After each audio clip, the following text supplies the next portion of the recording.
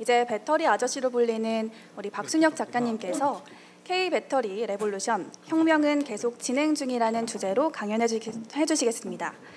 강연에 앞서 박순혁 작가님에 대한 소개를 간략히 먼저 해드리겠습니다. K배터리 레볼루션 저자이자 배터리 아저씨로 불리는 박순혁 작가님은 대한민국 배터리 산업의 전도자로 꼽힙니다. 박 작가님은 연세대 경영학과를 졸업한 후 현 하나증권의 전신인 대한투자신탁에 입사해 30여 년간 애널리스트와 자문사, 운영본부장 등으로 역임하셨습니다. 또 2022년부터는 2차전지 기업인 금양의 IR을 맡아 K배터리 산업을 국내 대중들에게 본격적으로 알리기 시작했는데요. 오늘 박순혁 작가님을 이 자리에 모시게 된 것은 일반 투자자들이 2차전지 산업에 대해 쉽게 이해할 수 있도록 설명해 주실 수 있는 유일한 경제 멘토이시기 때문입니다. 오늘 이 자리가 방청객분들의 투자 전략과 습관을 개선할 수 있는 의미 깊은 자리가 되길 바라며 큰 박수로 박순혁 작가님을 무대 위로 모시겠습니다. 큰 박수로 환영해 주시기 바랍니다.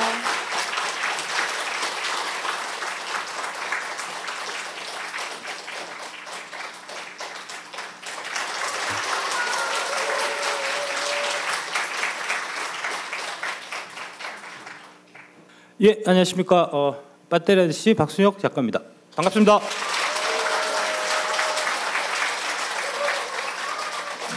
예, 오늘 저 강연 제목은 이제 K배터리 레볼루션 혁명은 여전히 진행 중. 이렇게 이제 제가 제목을 뽑았고요. 주로 말씀드릴 거 파트 1이 K배터리 전선 이상 없다. 파트 2 2024년 K배터리 희망 소식. 파트 3 투자의 최소 기간이 3년 이후 이렇게 이제 준비했고요. 아마 좀 재미있으시지 않을까. 이제 여러분들이 최근에 많이 갖고 계시는 이제 불안 초조, 그다음에 밤에 잠 못 드는 불면증 이런 것들을 이제 치료하실 수 있는 이제 좋은 시간이 되지 않을까 이제 그렇게 생각하고 있습니다. 파트 1 K배터리 전선 이상 없다. 요 얘기는 이제 1929년에 이제 출판됐던 이제 서부전선 이상 없다라는 이제 거기서 제가 이제 따온 거고요. 그 이제 1930년에 이게 이제 미국에서 영화돼서 이제 아카데미상 최우수 작품상을 이제 탔던 이제 그런 영화이기도 합니다. 최근 이제 K 배터리 관련돼서 이제 나오는 억가 논리가 크게 보면 요 세 가지가 있습니다. 이제 이게 아마 공매도 그 특권 카르텔이 이제 한국의 언론사들하고 섭외해서 뭐 이런 얘기하는 것 같은데 이제 일종의 뭐 좀 친중 매국적인 이제 뭐 그런 언론들도 좀 포함된 것 같고요. 이런 부분 때문에 이제 좀 불안해서 이제 좀 잠을 못 이루시는 분들이 계신 것 같아서 이번 기회에 이제 요 세 개에 대해서 정확하게 제가 한번 좀 말씀드리도록 하겠습니다. 이제 대표적인 게 첫 번째로 이제 트럼프가 당선되면은 한국 K 배터리 보조금은 폐지된다는 내용. 그 다음에 두 번째로 전기차 캐즘으로 살 사람은 다 샀다.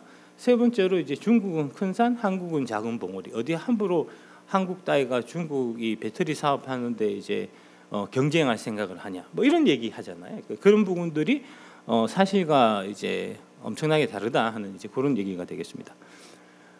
트럼프 당선되면 전기차 보조금 폐지. 이거는 이제 이게 아마 4월달에 이제 여기 있네. 4월 3일날 이때. 연합뉴스 이제 워싱턴 발로 해갖고 보도되기 시작해서 이제 이게 전 언론에 다 보도가 사실 됐었어요. KBS에서도 이제 경제합시다라는 그 프로에서 요 내용을 이제 소개한 바 있고요. 트럼프가 당선되면 전기차 보조금은 전면 폐지한다. 이제 그래서 제목을 또 거기다가 날벼락의 교과서 이래가지고 트럼프는 되게 예측할 수 없는 사람이니까 당선되면은 보조금 주기로 한 거 없앨 거다. 이거는 사실 뭐랄까 약간 좀 뇌피셜에 가까운 좀 이제 그런 얘기죠. 이날 방송하고 그다음에 이게 이제 이분이 그 KBS에서 이제 근무하셨던 이제 박중훈 기자라는 분입니다. 저하고도 이제 한번 방송 같이 한 적이 있는데 저분이 되게 엘리트세요. 저기 이제 저분이 그 서울대 경제학 아마 교수실 박사실 거고요. 박사고 한국은행 출신이거든요. 그러니까 이제 경제학 쪽으로는 진짜 이제 경제 기자들, 대표적으로 홍사훈 기자 이런 사람들하고는 이제 비교할 수 없는 만큼의 이 수준이 있으신 분인데 저분은 방송하는 거 딱 보고 바로 딱 찍으시더라고요. 이거는 한국 언론의 황당한 오보다 이렇게 딱 말씀하시더라고요. 그래서 이제 저 유튜브를 제가 그 이후에 봤는데 이제 어떤 내용이 있냐면 저렇게 있습니다. 그 미국 언론에서는 이제 보조금 트럼프가 보조금 폐지한다는 기사가 한 줄도 난 적이 없는데 우리나라에서 뭐 왜 이렇게 난리냐? 왜 그럴까? 왜 그러냐 하면은 트럼프는 그런 말을 한 적이 없으니까라고 아주 이제 말씀하셨고 그때 이제 얘기가 조 얘기입니다. And the first day I promise you I will sign where the electric vehicle mandate is gone 해서 취임 첫날 전기차 강제 조항이 폐지되는 곳에 서명할 것을 약속드립니다. 그러니까 저기는 그 IRA에 I자도 없고 그다음에 이제 보조금은 영어로 이제 subsidy거든요. subsidy도 얘기가 없어요. 근데 이제 저거를 아까 이 KBS에서는 대놓고 전기차 보조금 전면 폐지 이렇게 이제 제목을 달아버리고 이게 또 막 증시에서 되게 이제 그때 2차 전지 주가를 이제 떨어뜨리는 이런 악재 요인으로 작용한 거니까 얼마나 지금 대한민국 언론 환경이나 이제 한국의 증시 수준이 좀 후진적이냐 하는 거를 좀 보여줄 수 있는 대표적인 사례다라고 말씀드릴 수 있고요.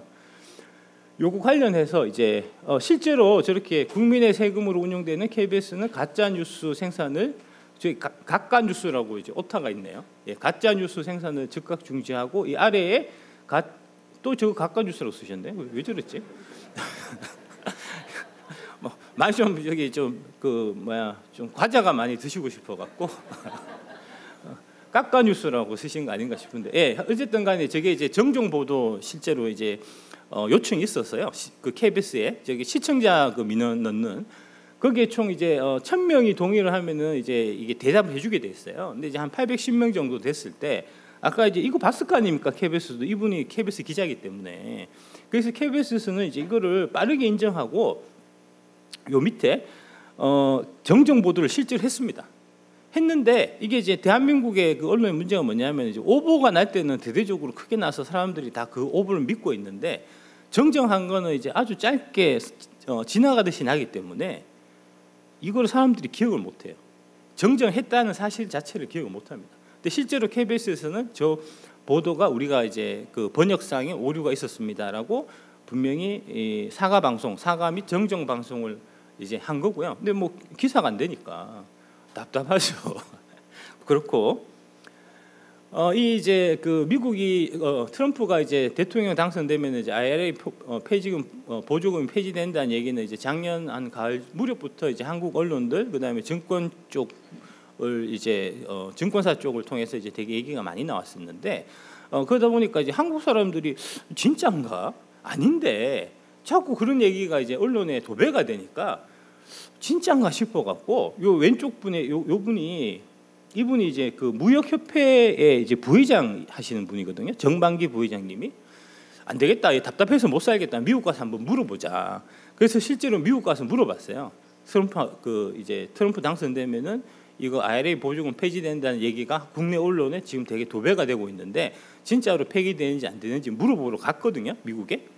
가니까 이분이 하신 말씀이 이분이 이제 누구냐면은 이제 제리 칼 공화당 하원 의원입니다. 그러니까 이제 그 트럼프가 있는 그 당이죠. 그 당 이 하원을 만나갖고 물어보니까 이 스틸 하원 의원이 IRA 폐지 추진 안 한다 얘기했다는 겁니다.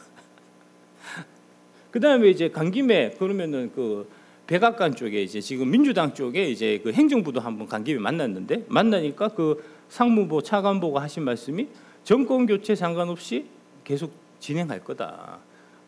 전혀 근거 없는 얘기예요. 근거 없는 얘기인데 지금 그게 막 돌아다니면서 이제 2차 전지 주가에 발목을 잡고 여러분들이 그 이제 가짜 뉴스 때문에 이제 잠 못 이루고 계시고 지금 그런 상황이라는 거죠. 최근에 다시 한번 또 얘기 나왔습니다. 이제 바이든 백악관에서 트럼프 당선 시에도 IRA 폐기는 어렵다 판단한다. 이게 5월 11일 기사고요. 레이어 브레이너드 백악관 국가경제위원장이 이날 워싱턴 DC 브루킹스 연구소에서 진행한 행사에서 IRA의 세액공제는 미국의 법이며 나는 어떤 상황에서도 이 법이 충실하게 시행될 것으로 기대한다라고 얘기했고 요 밑에 이런 규칙들은 매우 복잡하다.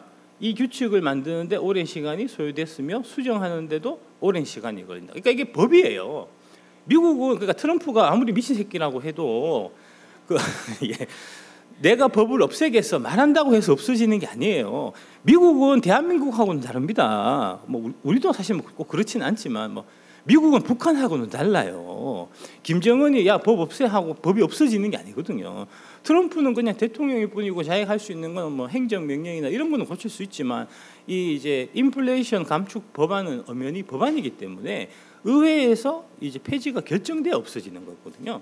그건 마치 지금 이제 우리 윤석열 대통령께서 이제 금투세를 없애고 싶어 하지만 국회에서 동의 안 해주면 못 없애는 거 아닙니까? 같은 거라고요.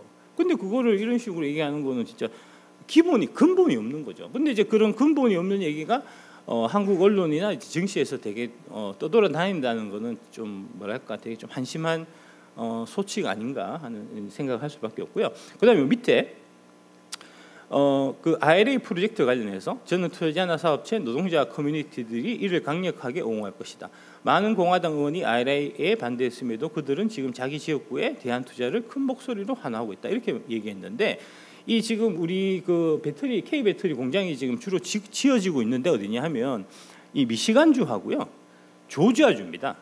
이제 미시간주가 이 흔히 미국 대선에서 이제 가장 중요한 지역이라고 하는 그 러스트 벨트의 핵심 지역이고요.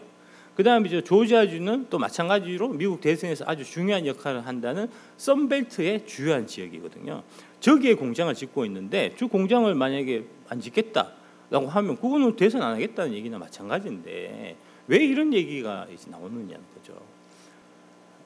요게 이제 트럼프가 말하기를 EV mandate is gone이라고 얘기를 했고요. 이제 요 mandate는 법률 규정 뭐 이런 이제 권위나 규제가 내리는 의무를 나타내고 그에 비해서 이제 우리가 의무라고 할 때 보통 쓰는 듀티는 개인적인 의무 뭐 이런 거를 얘기합니다. 그러니까 법령일 경우에는 mandate라고 하는 거고 그러면 이제 이 EV mandate라는 게 도대체 뭐냐? EV mandate는 이겁니다. 23년 4월 10일 작년 4월 달에 바이든 정부가 2032년까지 신차의 3분의 1을 전기차로 대체하겠다는 얘기를 발표를 했고요.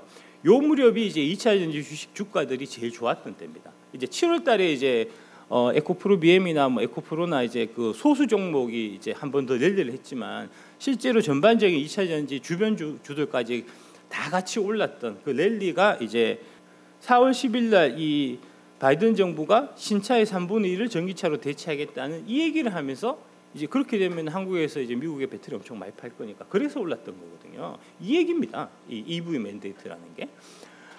근데 이제 이게 최근에 이제 바이든이 요거를 조금 뭐랄까 한 발 좀 물러섰어요. 미국 바이든이 전기차 판매 비중 목표를 10% 낮췄다. 그러니까 이제 이게 지금 67이니까 대략해서 56% 정도 낮춘 거고요. 요거에 이제 3월달 올해 3월달에 있었던 겁니다.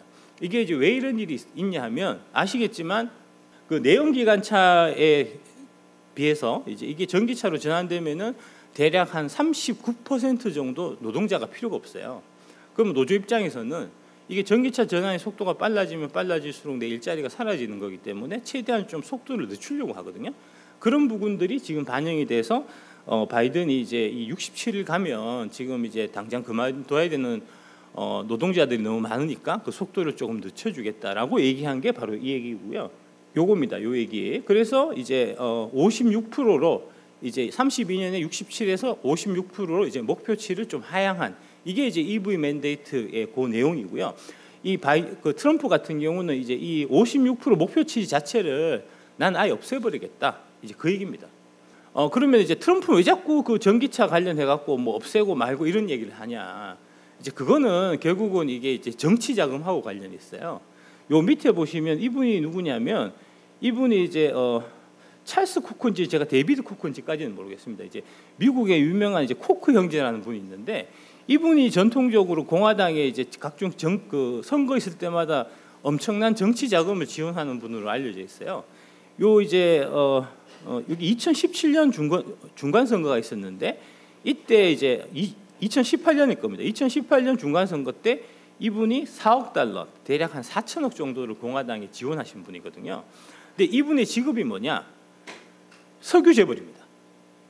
그러니까 무슨 얘기냐? 공화당에 이제 트럼프가 이제 대선하는데 이 사람 정치 자금을 받기 때문에 이 뭐랄까 이제 석유에 대해서 좀 우호적인 스탠스를 취할 수밖에 없는 거고 그런 관점에서 이제 EV 맨데이트를 곤시켜 버리겠다 하는 그런 얘기가 나왔다는 겁니다.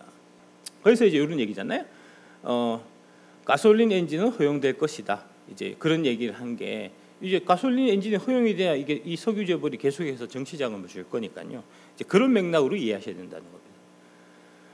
다음 그러면 이제 좀 걱정하실 부분이 진짜 트럼프가 당선되면은 뭐 아까 뭐 저기 전기차 보조금 이제 IRA subsidy는 없어지진 않겠지만 그러면 아무래도 전기차 이제 전환 속도가 좀 늦어지니까 좀 한국한테 이제 배터리 업계에 좀 불리하지 않겠냐 이렇게 생각하실 수 있잖아요.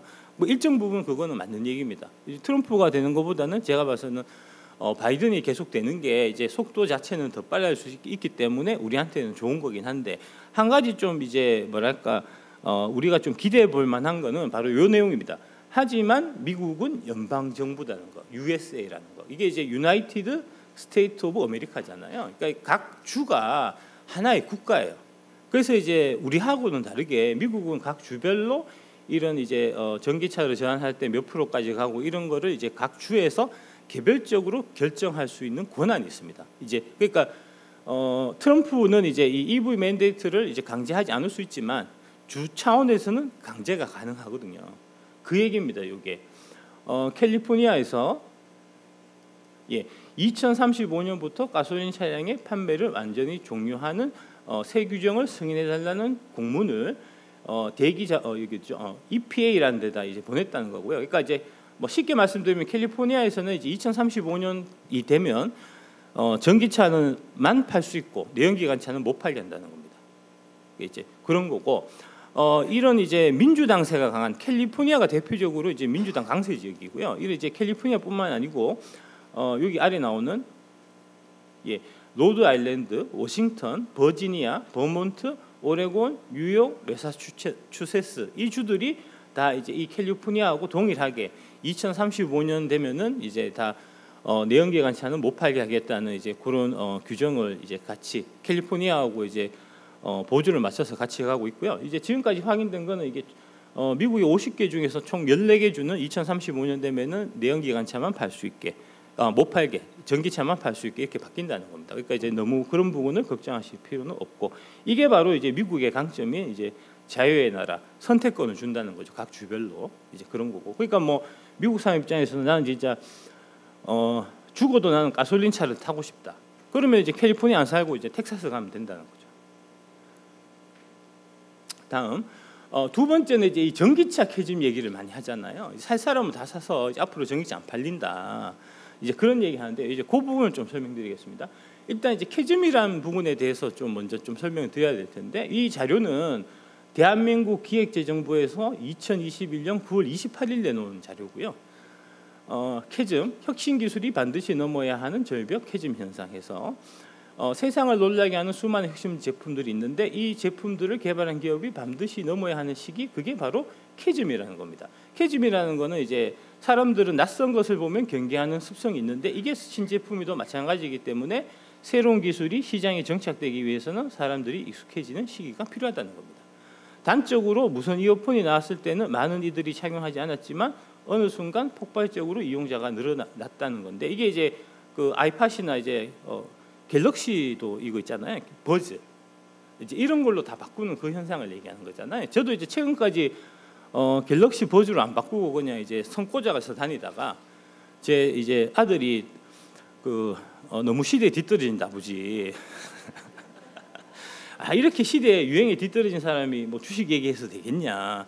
남들이 비웃는다 이래갖고 한 몇 달 됐습니다. 이제 갤럭시 버즈로 바꾼 지가 이제 그렇고 요새는 이 유선 갖고 다니시는 분 거의 없잖아요. 근데 불과 한 뭐 2, 3년 전만 해도 아니 그거 저기 이어폰 저기 휴대폰 사면은 공짜로 다 주는데 아니 그거 10만 원씩 20만 원씩 주고 그거를 뭐 그 버즈나 뭐 갤럭시 버즈나 이제 뭐죠 그 아이폰 뭐라 그러죠? 에어팟 에어팟 같은 걸 왜 그걸 돈 주고 사냐 막 이런 얘기 했었거든요. 근데 지금은 다 쓰잖아요. 그러니까 같은 거라는 겁니다. 이제 지금 다 뭐 전기차 얘기하면 전기차 안 된대. 요새 하이브리드가 대세래 하면서 이제 다 하지만 또 몇 년 지나면 이게 이제 뭐랄까 사람들이 되게 간사하기 때문에 이제 바람만 조금 좀 불어주면 또 언제 그랬냐는데 차는 역시 전기차지. 너 시대에 뒤떨어지게 아직 뭐 내연기관차, 하이브리드 차 사냐 이렇게 또 바뀐다는 거죠. 이 캐즘 현상 관련해서 이제 여기 그 MP3 얘기가 나오고 있는데 MP3 이게 97년에 처음 MP3가 출시됐었고요. 이 MP3가 사실 최초로 이 출시된 거는 대한민국입니다. 대한민국 기술로 처음에 출시가 됐다가 이제 좀 삼성전자가 좀 삽질을 하는 바람에 결국 이제 아이폰으로 넘어가서 이제 애플 쪽으로 넘어가서 애플 아이팟 지나서 이제 아이폰까지 이제 가게 된 뭐 그런 건데 그거는 얘기 되게 재밌는데 나중에 제가 우공이산 TV에서 한번 말씀드리려고 하고요. 예. 이게 이제 못 넘고 있었어요. 처음에는 이거 효용이 없어가지고 뭐 그랬는데 처음에는 왜 그러냐면 이제 PC로 음악을 검색해서 이제 MP3로 다운 받아갖고 다시 플레이로 옮기고 막 이래갖고 되게 복잡해서 처음에 이게 잘 보급이 안 되다가 결국은 이제 뭐죠? 이제 그 2002년 들어갔고 바로 다운 받아가지고 이제 하게 되고 뭐 이런 좀 그다음에 음원 사이트 이런 것들이 막 생기면서 이제 140% 성장하면서 이게 이제 캐즘을 극복한 이제 이런 사례가 있는데 이 사례를 통해서 우리가 캐즘에 대해서 극복하기 위해서 필요한 것들은 이제 이런 것들이 있다. 첫 번째가 선택과 집중, 두 번째가 관련 인프라나 보완제 공급, 세 번째로 표준화 전략 구상 이렇게 이제 우리 기재부에서 얘기하고 있는데 이 선택과 집중이라는 거는 이제 처음에는 이제 그 하나 타겟 시장, 타겟층을 선정해서 그들을 먼저 만족시키는 이제 그래서 보급을 하는 거고요. 이제 이게 전기차에서는 대표적인 사례가 이 테슬라가 초기 전기차 시장을 개척한 게 이제 그런 선택과 집중에 해당되는 이제 그런 상황이라고 보시면 될 것 같고요. 그 다음에 관련 인프라나 보완제 공급에서 MP3가 노래 다운로드 사이트의 발전으로 캐즘에서 빠져나올 수 있었듯 혁신 제품과 연계된 인프라를 구축해야 됩니다. 전기차는 이 혁신 제품과 연계된 인프라에서 역시 가장 중요한 부분은 충전이겠죠. 충전 시설. 그래서 이제 충전 인프라 구축에 속도를 지금 내야 되는 이제 그런 상황이라는 거고 세 번째로 표준화 전략 구상. 다수 사용자들은 표준화에 민감하다. 그래서 제품이 안정적이고 업그레이드 편리한 표준화 전략을 구사하면 이게 대중화된다는 건데 이 표준화의 전기차의 표준화 전략에 해당되는 부분이 바로 충전 표준이죠. 그래서 이제 최근에 보면은 그 테슬라 충전 표준을 이제 미국에서 다 오픈해줘라 했던 게 이제 이런 맥락에서 나온 거고요. 그 다음에 이제 하나 더 붙이면은 이 차의 경우에는 이제 이 라이프 스타일이나 이제 자기의 그 패션 감각 뭐 이런 여러 가지 요인에 따라 갖고 되게 이제 다양한 형태를 요구를 하기 때문에 전기차가 이제 싼 전기차부터 이제 되게 고급 전기차, 뭐 비싼 전기차, 그다음에 오픈 전기차, 오픈카 전기차 뭐 이런 형태로 좀 모델이 다양화되는 이제 이런 형태로 지금 전개될 거라고 보고 그렇게 해서 이제 그 차종이 계속해서 늘어나면은 그에 따라서 캐즘 현상이 좀 극복되는 이제 그런 일이 나타나지 않겠나. 뭐 그런 걸 다 떠나갔고 이게 이제 결국은 전기차 캐즘을 걱정 안 해도 되는 이유가 이게 중요한 겁니다. 선택이 아니라 강제되는 거라는 거죠. 그러니까 이제 아까 미국 같은 경우는 이제 지금 그 프리 투 추즈 이제 자유의 나라이기 때문에 이제 웬만하면은 네가 선택할 수 있는 선택권을 주겠다. 이제 이게 이제 미국의 좀 자유주의적인 이제 정치 철학인 반면에 아시다시피 유럽 같은 경우는 좀 사회주의적 성향이 강하기 때문에 하라면 해 이런 거예요. 그래서 유럽 같은 경우는 지금 2035년에 내연기관을 유럽에서 퇴출하는 걸로 이게 법제화됐습니다. 이게. 그래서 유럽은 2035년부터는 내연기관은 못 팔아요. 무조건 100% 전기차로 다 가는 겁니다. 하이브리드도 안 돼요. 유럽은. 그러니까 이게 이제 그렇고 요 디테일을 보면은 이게 이제 이 결정한 주체가 이제 경제장관 이사회가 아니고 환경장관 이사회입니다. 그러니까 환경의 문제로 이제 접근했다는 거고요. 여기도 나오지만 2030년까지 1990년 대비해서 탄소 배출을 55% 줄이기 위한 그 목적으로 탄소를 배출하는 내연기관 신차 판매를 금지하는 이런 이제 그걸 했다는 거죠. 그러니까 결국 기후 문제 중에서도 이제 지구 온난화 문제를 극복하기 위해서 지금 이제 전기차로 강제해가는 이제 그런 상황이다라고 보시면 될 것 같고요. 근데 유럽 애들은 왜 이렇게 지구 온난화 이거를 막 걱정하나? 우리는 사실 그렇게 걱정 안 하시잖아요, 그죠? 지구 온난화 해도 뭐 말만 그렇지 뭐 그 저기 뭐죠? 그 겨울에 막 춥더만요. 올해 겨울에 뭐 지구 온난화 한다더만 겨울마다 추워가지고 지금 저기 뭐야 뼈가 시린데 무슨 지구 온난화냐? 저는 그런 생각 많이 하거든요. 근데 이제 유럽 사람들은 그게 좀 생각이 확실히 좀 다릅니다. 왜 그러냐? 이래서 그래요. 실제로 이제 유럽에서는 지금 그 기상 그 이변, 이제 기후 그가 되게 좀 뭐랄까 위기에 좀 해당하는 그런 현상들이 우리 그 대한민국보다는 유럽 쪽에서 되게 극심하게 자주 목격되고 있습니다. 지금 이게 이제 대표적인 사례인데, 올해 1월달에 이 스칸다나비아 반도에 이게 이제 폭설이 쏟아지면서 이 온도가 너무 이제 이렇게 낮아져가지고 너무 추워갖고 스웨덴이 영하 43도까지 갔다는 겁니다. 그래서 국가가 마비가 되고, 영국은 반면에 300곳에서 홍수가 나서 난리가 났다는 겁니다. 이게 이제 뭐냐면은 덴마크에 지금 이제 추위에 얼어붙어 갖고 이게 지금 자전거 타고 가잖아요. 이게 이분들은 진짜 대단하신데 이게 안 넘어지고 잘 가는 거 보면 다음에 여기가 이제 스웨덴입니다. 스웨덴에서 이제 눈보라를 맞으면서 이제 자동차가 이동하는 좀 그런 거고요. 그러니까 이 기후 위기를 유럽인들은 우리보다는 훨씬 더 피부로 좀 이제 체감하고 있는 상태고요. 그게 아마 그 북극권이 좀 가까워서 그런 거 아니냐. 아무래도 이제 북극에 지금 뭐 빙하가 녹아서 이제 그런 현상들 때문에 이런 것들이 나타나는 거니까, 뭐 스칸다나비아 반도면은 이제 북극권 바로 근처니까요. 그래서 이제 좀 더 그런 거 아니냐, 이제 뭐 그런 얘기들이 나오고 있고요. 이게 이제 지금 영국에서는 반면에 홍수가 쏟아져가지고 홍수에서 이 사람들이 막 대피하고 있다는 겁니다. 이러니까 영국 그 유럽 쪽에서는 의견이 모이는 거예요. 빨리 이제 내연기관차 버리고 우리 빨리 전기차로 가서 이 기후 변화 문제를 우리가 적극적으로 대처하자 하는 얘기가 나오는 게 바로 이런 맥락이고요. 그런데 이제 좀 아마 좀 의심이 되시는 게, 지구 온난화 문제하면 항상 좀 의심되시는 게 이런 거잖아요. 온난화 한다는데 사실 아까 그것도 영하 43도고, 아니 온난화 한다는데 지금 사실 추워지는 거잖아요.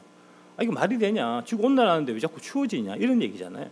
그거에 대한 이제 설명이 이게 아마 2004년일 겁니다. 2004년 5월달에 이제 개봉됐던 이제 투모로우라는 이제 재난 영화가 있는데 여기에 잘 설명이 돼 있어요.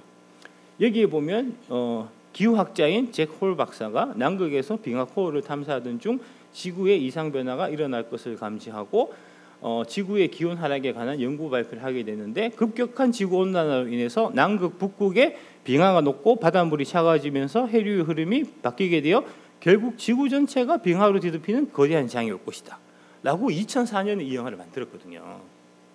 근데 지금 보시면 이거 생각 안 나겠습니까? 이게 지금 20년 지나갔고 이 사람들은 옛날에 내가 그 투모로우라는 영화 봤었는데 그때 얘기했던 거하고 똑같네, 이런 생각을 한단 말입니다. 이 덴마크 사람도 마찬가지겠죠. 그래서 이게 이제 유럽 쪽에서는 이제 상대적으로 미국에 비해서 좀 속도가 좀 빨라지는 이제 그런 거고요. 그다음에 이제 우리나라의 경우에도 지금 이제 이 충전 인프라 구축을 좀 확대하는 쪽으로 이제 이런 구축 예산을 이제 41.5% 증액한 7,344억을 책정을 해서 지금 충전 인프라를 이제 전국에 많이 까는 이제 그 작업을 지금 하고 있고요. 그다음에 세 번째로 이제 이 중국하고 한국하고 경쟁하면은 한국은 도대체 이길 수가 없다. 이제 그런 얘기에 대해 갖고 요 얘기가 이제 문재인 대통령이 그 2018년인가 이제 베이징대 강연 그 혼밥 논란 있었던 이제 그때 중국 방문해 갖고 한 베이징대 강연에서 중국은 높은 산봉우리 같은 나라, 한국은 작은 나라지만 중국몽을 함께하겠다. 뭐 이런 얘기 해갖고 되게 좀 그때 좀 문제시가 됐었던 이제 그건데, 이 연장선에서 중국이 이 뭐랄까 이제 이 높은 산봉우리라서 이 한국은 작은 나라인데 이 여기가 경쟁해갖고 이길 수 있겠냐, 이런 얘기들이 지금 증권 시장에서 계속해서 사실 나오고 있는 얘기거든요. 그래서 이런 얘기를 한단 말입니다. 이제 공영방송, MBC는 공영방송인데 보면은 샤오미 전기차 5천만 원대 대륙의 실수, 포르쉐 테슬라에 도전한다 뭐 이런 거. 그다음에 정말 착한 가격입니다. 샤오미 전기차의 술렁, 제로백 2.78조 샤오미 전기차의 도발, 비아디는 세계 1위, 대륙의 전기차 야심. 이렇게 보면 진짜 중국 전기차가 막 세상을 점령할 것 같은 그런 느낌이 들잖아요. 그러면서 이제 항상 여기서 MBC에서 이제 이런 얘기하면서 살짝 양념으로 한국 배터리 깐단 말입니다. 그런 거 보면 밤에 잠이 안 오지. 내가 잘못 알고 있는 거 아닌가? MBC가 맞는 거 아닌가? 이런 생각하는 거잖아요. 근데 한 군데만 그런 얘기 하면은 이제 크게 상관없는데 MBC만 그 얘기 하는 거 아니에요, 사실. KBS에서도 같은 얘기하고 SBS에서도 같은 얘기하고 그다음에 뭐 삼프로 TV에서도 같은 얘기하고 뭐 다 같이 얘기하니까 이게 분명히 내가 공부한 건 그게 아닌데 이제 워낙 그런 얘기들이 많이 나오다 보니까 이게 옛말에 이제 삼인성어라고 세 사람이 입을 합치면은 이제 호랑이가 나타난 것처럼 느껴진다는 이제 거짓말이 진짜로 이제 느껴진다는 좀 그런 얘기가 있는데 맨날 이런 식으로 방송하니까 마치 그런 거 아니냐 싶은 생각이 든다는 거죠. 근데 이제 실상을 보면 이렇다는 겁니다. 이게 이제 샤오미 전기차가 이제 이 사고 난 모습인데 길 잘 가다가 길가에 이게 이제 연석이라고 이제 이게 좀 도로 분리돼, 그러니까 이제 인도하고 차도하고 분리해 주는 데 있잖아요.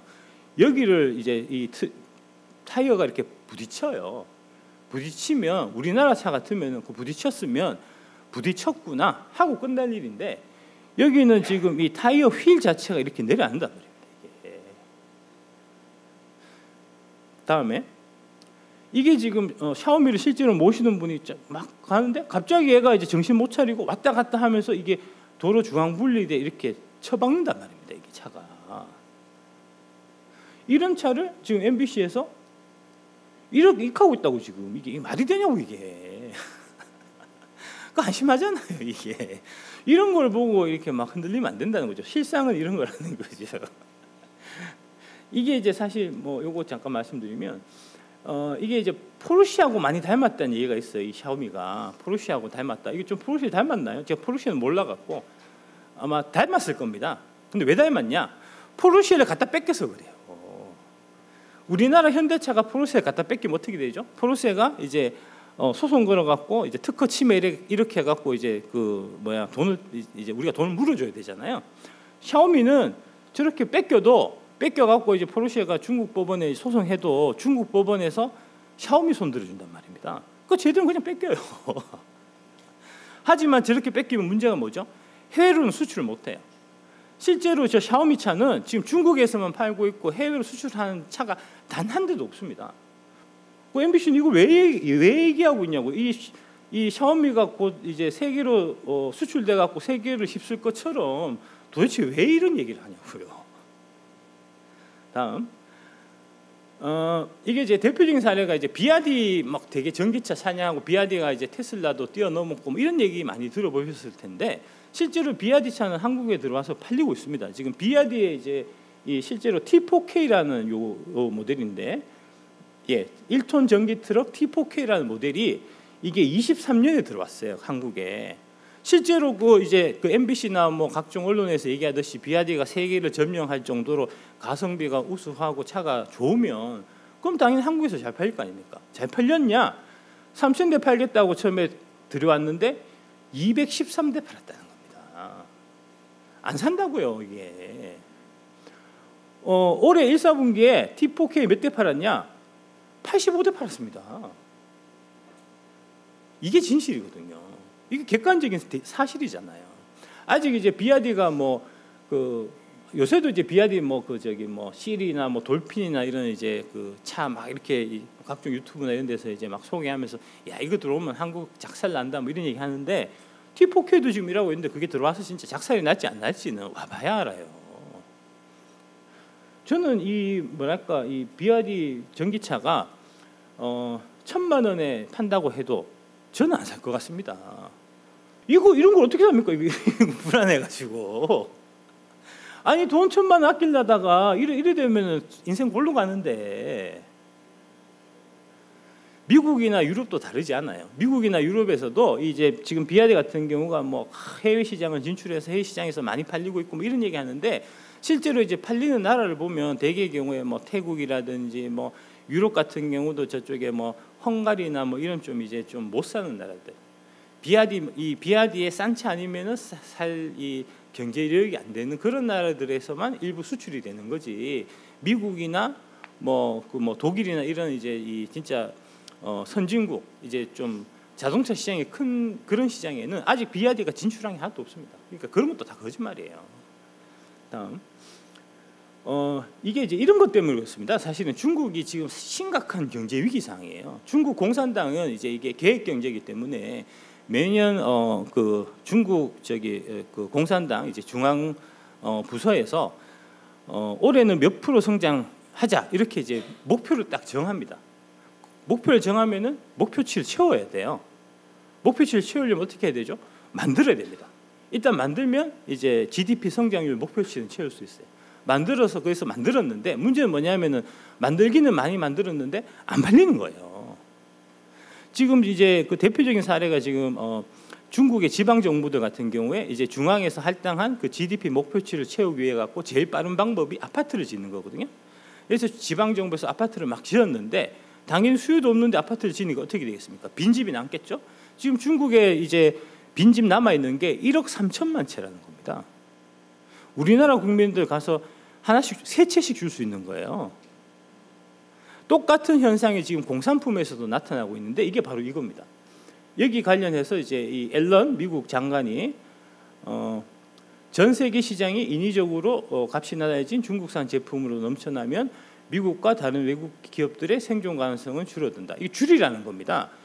이게 과거에 이제 중국이 막 밀어내기 수출해서 전 세계가 미국 산업계를 황폐했었는데 바이든 대통령과 나는 그런 일이 반복되는 것을 허용하지 않을 것이다. 이제 이런 얘기고요. 그래서 지금 실제로 밀어내기식으로 이제 중국 배터리나 중국 전기차 이렇게 막 수출해서 이제 한국에는 쌓여 있는데 지금 전혀 팔리지는 않는 이런 것들이 지금 되게 많고요. 그 다음에 같은 맥락으로 이제 최근에 그 알리 테무 관련해서 이제 직구 규제권 관련해서 이제 파이어가 좀 있었는데 그 같은 맥락입니다.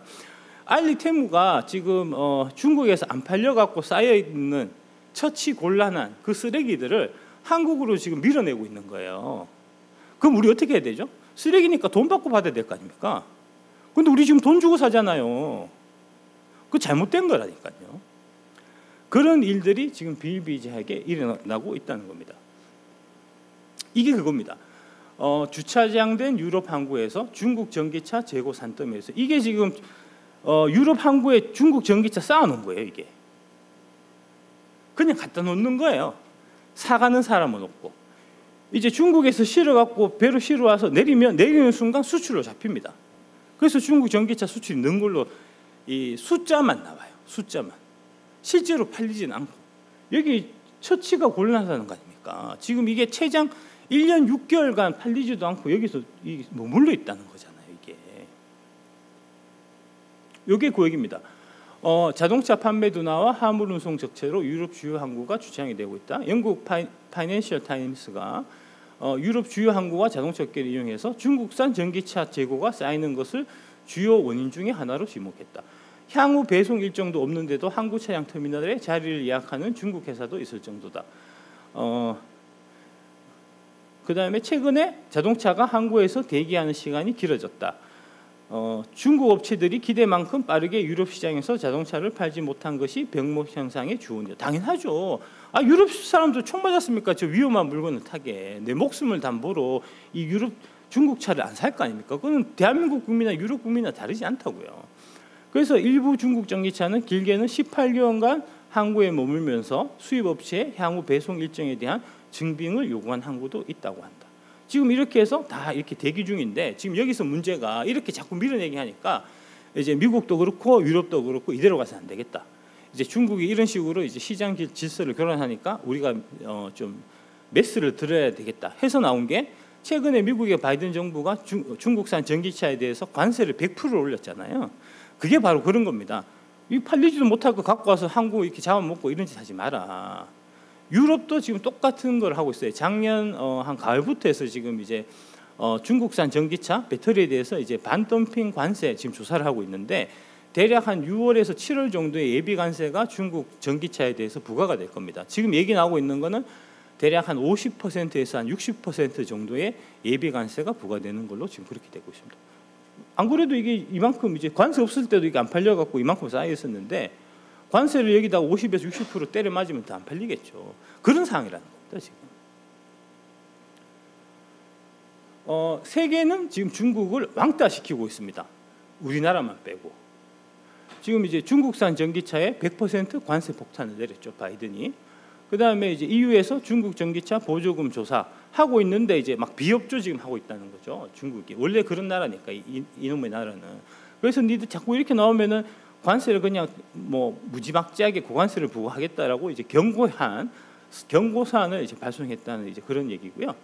그다음에 이 관련해서 이제 그 최근에 독일의 슐츠 총리가 이제 중국을 한번 방문한 적이 있어요. 방문해서 상하이 퉁지 대학에서 학생들에게 이제 연설을 했는데 거기서 무슨 얘기를 했냐? 이제 문재인 대통령처럼 이제 중국은 큰 산이고 한국은 작은 봉우리다 이런 얘기 안 하고 언젠가는 독일과 유럽에 중국 자동차들이 있게 될 것이라면서 항상 분명해야 할 것은 경쟁은 공정해야만 한다. 그러니까 중국이 경쟁을 공정하게 하지 않고 있다는 얘기예요. 그러면서 아까 얘기했던 다시 말해서 덤핑, 과잉 생산, 그 다음에 저작권 침해. 제가 아까 다 말씀드렸죠. 이제 샤오미가 이제 포르쉐 이제 뺏겨갖고 뭐 그런 거. 그 다음에 이제 아까 덤핑 쳐갖고 저기 이제 창고에 항구에 막 쌓아놓고 이런 거에 대해서 현지에 생산 시설을 설치할 수 있도록 하는 것이 중요하다. 그러니까 중국에서 만들지 말고 만들 거면 유럽 와서 유럽의 이제 그 법규를 지켜가면서 만들어야 우리가 제대로 이제 중국산을 대접해 주겠다. 이제 그런 거고요. 맨 마지막에 또 작은 나라들이 큰 나라들을 두려워하며 살 필요가 없어야 한다면서 국격은 무력에 의해서 변경돼서는 안 된다. 이렇게 말했다는 겁니다. 이렇게 가야 정상이라는 겁니다. 다음 파트 2 2024년 K 배터리 희망 소식. 아까 이제 좀 그 잘못된 뉴스 이제 밤잠을 못 이루게 하는 그런 뉴스에 대해서 이제 제가 다 논파를 해드렸고요. 좀 희망적인 소식은 일부러 보도를 안 하거든요. 제가 이제 찾아와서 그 희망적인 뉴스를 이제 여러분들한테 말씀드리도록 하겠습니다. 먼저 공장은 지금 차질 없이 계속 지어지고 있습니다. 이거 관련해 갖고 이제 또 뭐 기사 보면은 이제 이거 테네시 3공장 GM 하고 있는 이제 지금 요거 미시간 50기가 아까 말씀드렸듯이 미시간 여기가 이제 대선에서 제일 핵심 이제 스윙보터거든요. 그러니까 여기 짓는 거를 뭐 못 짓게 할 이유가 사실 전혀 없는 거죠. 여기 오하이오 35, 50 이렇게 지금 계속해서 짓고 25년에 완공될 목표로 해서 계속해서 짓고 있고요. LG 엔솔의 경우에 스텔란티스하고 같이 해서 캐나다 온타리오에서 40기가 24년에 완공되는 거 짓고 있고 단독 공장이 미시간 5기가 이거는 좀 확대됐습니다. 그다음에 혼다하고 같이 미국 오하이오에서 또 마찬가지로 지금 짓고 있는 게 25년에 완공 목표로 다 짓고 있습니다. 이거는 변경 안 하고 있어요. 그대로 지금 진행되고 있습니다. 다음 그다음 SK 쪽 하고 있는 이것도 마찬가지로 다 이제 짓고 있어요. 이게 이제 SK는 이제 켄터키, 테네시, 조지아인데 이게 이제 대표적인 미국 대선에서 중요하다고 얘기하는 선벨트에 해당되는 지역입니다. 특히 이 조지아주 같은 경우에는 이제 요 조지아를 이제 그 트럼프가 바이든한테 뺏겨갖고 지난 대선에서 진 거거든요. 그만큼 중요한 지역이에요. 거기에 지금 SK가 이 배터리 공장을 짓고 있기 때문에 함부로 트럼프가 이거 손 못 댑니다. 뭐 그렇고 뭐 이것도 다 이제 뭐 별 문제 없이 잘 짓고 있고요. 다음 이게 이제 걱정하시는 게 이런 얘기 많이 하잖아요. 지금 차도 안 팔리는데 지금 전기차 캐즘 해갖고 전기차 팔리지도 않는데 공장만 뒷다 지으면 어떡하냐. 공장 지었다가 저기 안 팔려갖고 배터리 회사들 다 망하면 어떡하냐. 이런 얘기 하잖아요. 그런 걱정할 필요가 없다는 겁니다. 왜냐? 바인딩 계약이라서 그래요. 사주는 거거든요. 네가 얼마만큼 사주기를 약속을 하기 때문에 내가 공장을 짓는 거거든요. 그런 얘기 하니까 이제 아니 그게 다 우리 저기 업계에서 제가 이제 금융 아야라고 하면서 업계에서 다 들은 얘기를 내가 이제 전달한 건데 그것도 뭐 여의도에 이제 뭐 애널리스트 이런 사람들이 막 안 그렇다, 바인딩 계약이 말이 되냐 뭐 이런 식으로 딴소리 하는 사람들이 있던데 요번에 그 바인딩 계약이라는 그 바인딩 계약이 명확하다는 그 증거가 지금 이렇게 나왔습니다. 매일경제에서 이게 5월달에 이제 나온 기사고요. 웃을 수도 없고 전기차 안 팔려 최대 6천억 보상받는 배터리 3사에서 이게 이제 요 내용만 보면은 되게 이제 부정적으로 사실 쓰여져 있는 건데 결국은 뭐냐 하면 요 밑에 배터리 회사와 완성차 업체 간 계약서에는 최소 계약 구매 물량에 대한 조항이 존재한다. 이게 바로 바인딩 계약이라는 겁니다. 지어놓으면 사가야 돼요. 네가 사주기로 했기 때문에 내가 짓는 거예요. 똑같은 게 이제 그 양극재도 마찬가지예요. 양극재도 이제 배터리 회사하고 계약할 때 이제 이 바인딩 계약이 다 맺어져 있는. 그러니까 작년에 이제 에코프로 BM이 삼성 SDI로부터 이제 44조 원 계약을 했는데 그 44조 원 계약이 다 바인딩입니다. 사가야 돼요. 이제 그런 얘기. 여기 보면은 이제 이게 실제 구매량이 계약서상의 최소 주문 물량보다 적을 경우에 배터리사에 일정 규모의 보상금을 지급하는 것은 이전부터 전례가 있다. 이전부터 전례가 있었다니까요. 그래서 내가 얘기한 겁니다. 다음, 이게 이제 제가 옛날에 2022년 7월달에 이제 3프로 TV 압권에 출연해갖고 이제 방송한 건데 이게 지금 한 120만 뷰가 됩니다. 지금 100만 뷰 이거 마크 달아달라고 했는데 아직도 안 달아주고 있습니다. 예, 이때 제가 무슨 얘기를 했냐? 명품 벤츠가 저질 CATL 배터리를 써갖고 되겠냐? 이러면 망한다라고 제가 얘기했거든요. 그러니까 지금부터 2년 전에 실제로 명품 벤츠 CATL의 저질 배터리 쓴 이 명품 벤츠 이게 지금 망했습니다. 이 차가 이제 EQS라고 대략 한 1억 9천짜리인데 1억 9천이면 되게 럭셔리잖아요. 벤츠는 원래 이제 럭셔리의 대명사니까 명품인데 배터리를 후진 걸 쓰다 보니까 이걸 안 사요 사람들이. 안 사서 어떻게 됐냐? 4천만 원 할인해 줬다는 거니까 4천만 원 할인해 줘도 이거 잘 안 팔린다는 거예요. 결국은 여기서 볼 수 있는 게 결국은 이제 전기차가 잘 팔리기 위해서는 이제 좋은 배터리가 필요하고 그 좋은 배터리는 여기 보시듯이 CATL 같은 거 갖다 놓으면은 이제 이거 좋은 CATL 나쁜 배터리 같은 거 갖다 놓으면은 이 차 성능에 영향을 미쳐갖고 이 차 자체가 안 팔린다는 겁니다. 다음. 그래서 이제 이게 CATL 배터리로 이제 개망했잖아요, 벤츠가. 그래서 지금 벤츠가 어떻게 하냐? 전기차 플랜 다시 짜자. CATL 배터리 때려치우고 우리도 이제 한국 배터리 좋은 거 받아갖고 다시 한번 만들어 보자 하는 거를 최근에 발표했다는 겁니다. 플랜을 다시 짜기로. 이게 이제 올해 2월 23일 날 나왔던 기사고요. 쭉 해서 여기 예. 뭐 이게 이제 전반적으로 보면 이제 전체 판매차 중에 50%를 전기차로 전환한다는 계획을 5년 뒤로 연기했다 이렇게 나오니까 이게 전기차가 역시 안 팔리니까 벤츠가 전기차 안 하고 가솔린으로 계속 갈 모양이구나. 뭐 그래서 전기차에 좀 안 좋은 뉴스 아니냐 이런 식으로 사실 많이 소비가 됐을 텐데 뉴스는.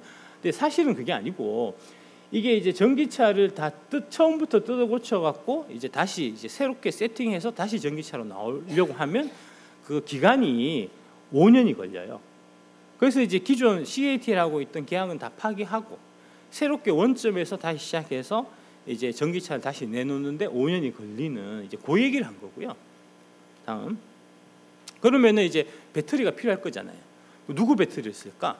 LG 거 쓰는 것 같습니다.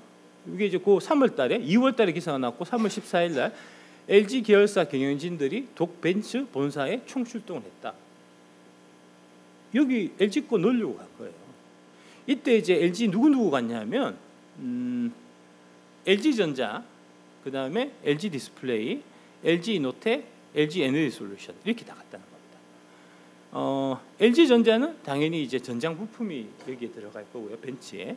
그 다음에 LG 디스플레이는 당연히 이제 차에 디스플레이 필요하니까 그걸 거고요.